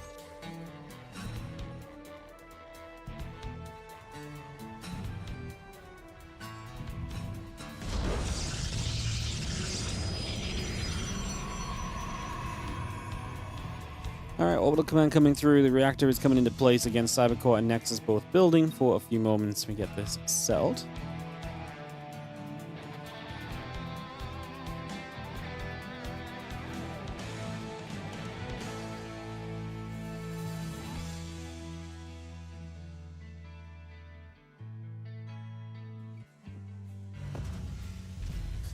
Gonna drop that factory in. Again, reactor is coming up. Just getting ourselves the adept and the warp gate port through as well, so bringing this over.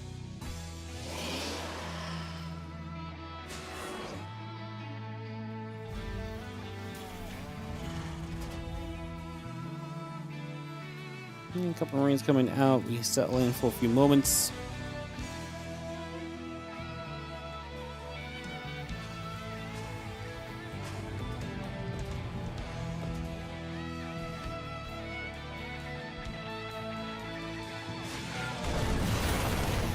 And a few Marines going to hit against the Adept for a few moments.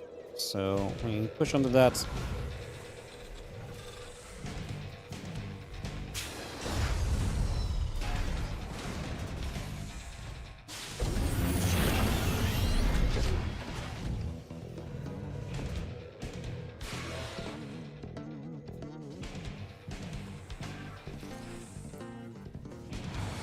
Let's see a little cancellation. The Adept shading away. Cyclone, a couple of Marines will continue to gather back together. And get joined back up for a little bit. Again, Robo Facility drops down. That gateway still coming up. The Blink is building through. This game looking fairly standard for the moment. Of course, MaxPax on that awkwardly placed third. It feels as though we're going to probably see him expand over to the natural expansion location soon. And I don't know if Clem's really going to get much pressure on before. We're already defending the 3-base setup as MaxPax. This medevac obviously suggests that Clem would like to go across the map fairly early. Cyclone and a good amount of Marines. It can be very effective if MaxPax doesn't get the stalker count up and running and doesn't get into the right position. If this hits pre-blink, there's a lot of danger here.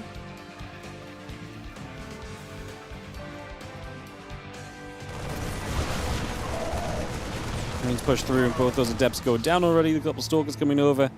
And again, Blink is going to be coming online soon. Immortal still coming up. Again, Gateway. The probes continue to come around. Take a couple of seconds. Stokes will push. Again, a couple of these Marines are going to get shot at. Stokes continue to pull away.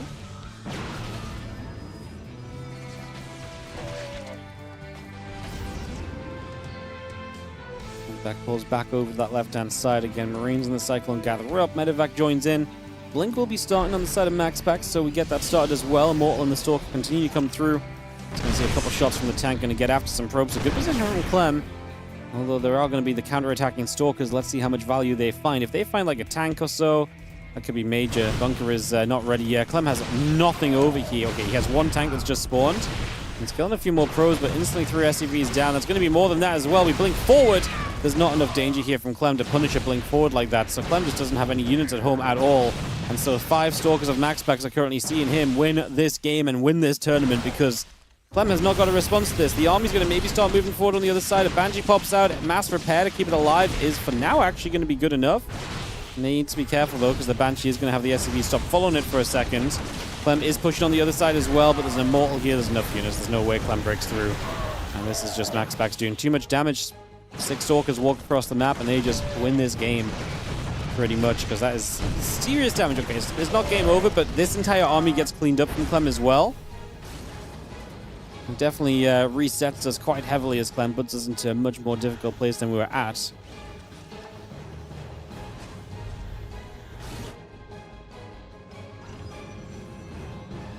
Stalkers the Immortal step forward. We are going to have another blink on a tank. Stalker's good, and Stalkers will kill the siege tank off with the Immortal here as well. There's just not much hope that Clem defends it. There's another tank that's going to arrive. I don't see us really killing the Immortal, especially with some Stalker micro, with some Prison micro is what I wanted to say, sorry. But actually, the Immortal struggles getting reach of the tank for a little bit. Now the Viking shows up. It's actually very messy from Max Packs. And Clem is able to get a lot more units there than I thought he would. The Immortal finally got involved, but way too late. Clem is going to live. Another tank on the way. And Max Packs only just now started the 3rd Nexus, so he's been 2 bases up until now. The work count is even. I wouldn't say Max Packs has an overwhelming amount. You know, Stalkers get more powerful as you get more of them, and they're able to, you know, be in good numbers and really kind of jump through, and they can't be answered super easily. Maybe that's going to happen now as this warping comes in, so maybe it's going to happen anyway, and it just doesn't matter. Bunker goes down. Clem tries to pull more SCVs to it. We have a Viking and a handful of Marines, and Clem is going to say GG. So it is not going to be enough from Clem to hold this off. Max Packs is going to get us through to victory screens, and that is going to be that. Max Packs 3, Clem 2. Max Packs will deny Clem his 3-peat on the Monday Cup victories and will bring himself back towards 1 away from tying Clem up on the wins again. This constant chase between the two of them goes back and forth as WardiTV Mondays 92 does get wrapped on up. And we're going to round that out just like that, my friends. All right, we are going to be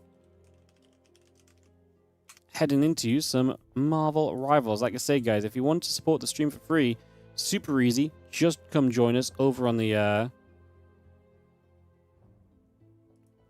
please come join us over on the Twitch channel. Again, if you just stick around for a few minutes on Twitch and just watch, it goes a long, long way. Helps us out massively. Sponsored content helps us out a bunch. So, yeah, check that out. Come on over to Twitch if you want to hang out with us. It's going to let me start already. Go to my moderation settings, increase my auto mod to level 2. What? Ay, ay, ay. What the heck's auto mod level 2?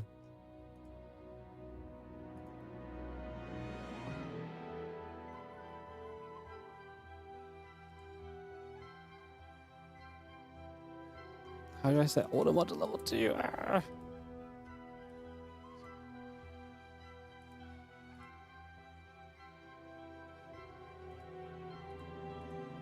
Good. Is that it? Does that work?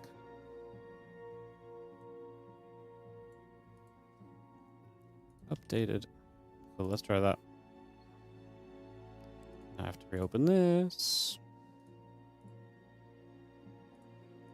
Perfecto. All right, guys. So we're going to be moving into some Marvel Rivals. Thank you so much for joining us on the StarCraft portion of the stream again. If you're on the YouTube, again, just a quick mention, like and subscribe. Come join us on the Twitch as well for a little bit where we do some sponsored content. It helps us out a bunch. I'll be turning the YouTube off in a couple of moments here. But we are going to be moving into some Marvel Rivals content as there is a new season of Marvel Rivals up and ready to go as there usually is when we do the sponsored content.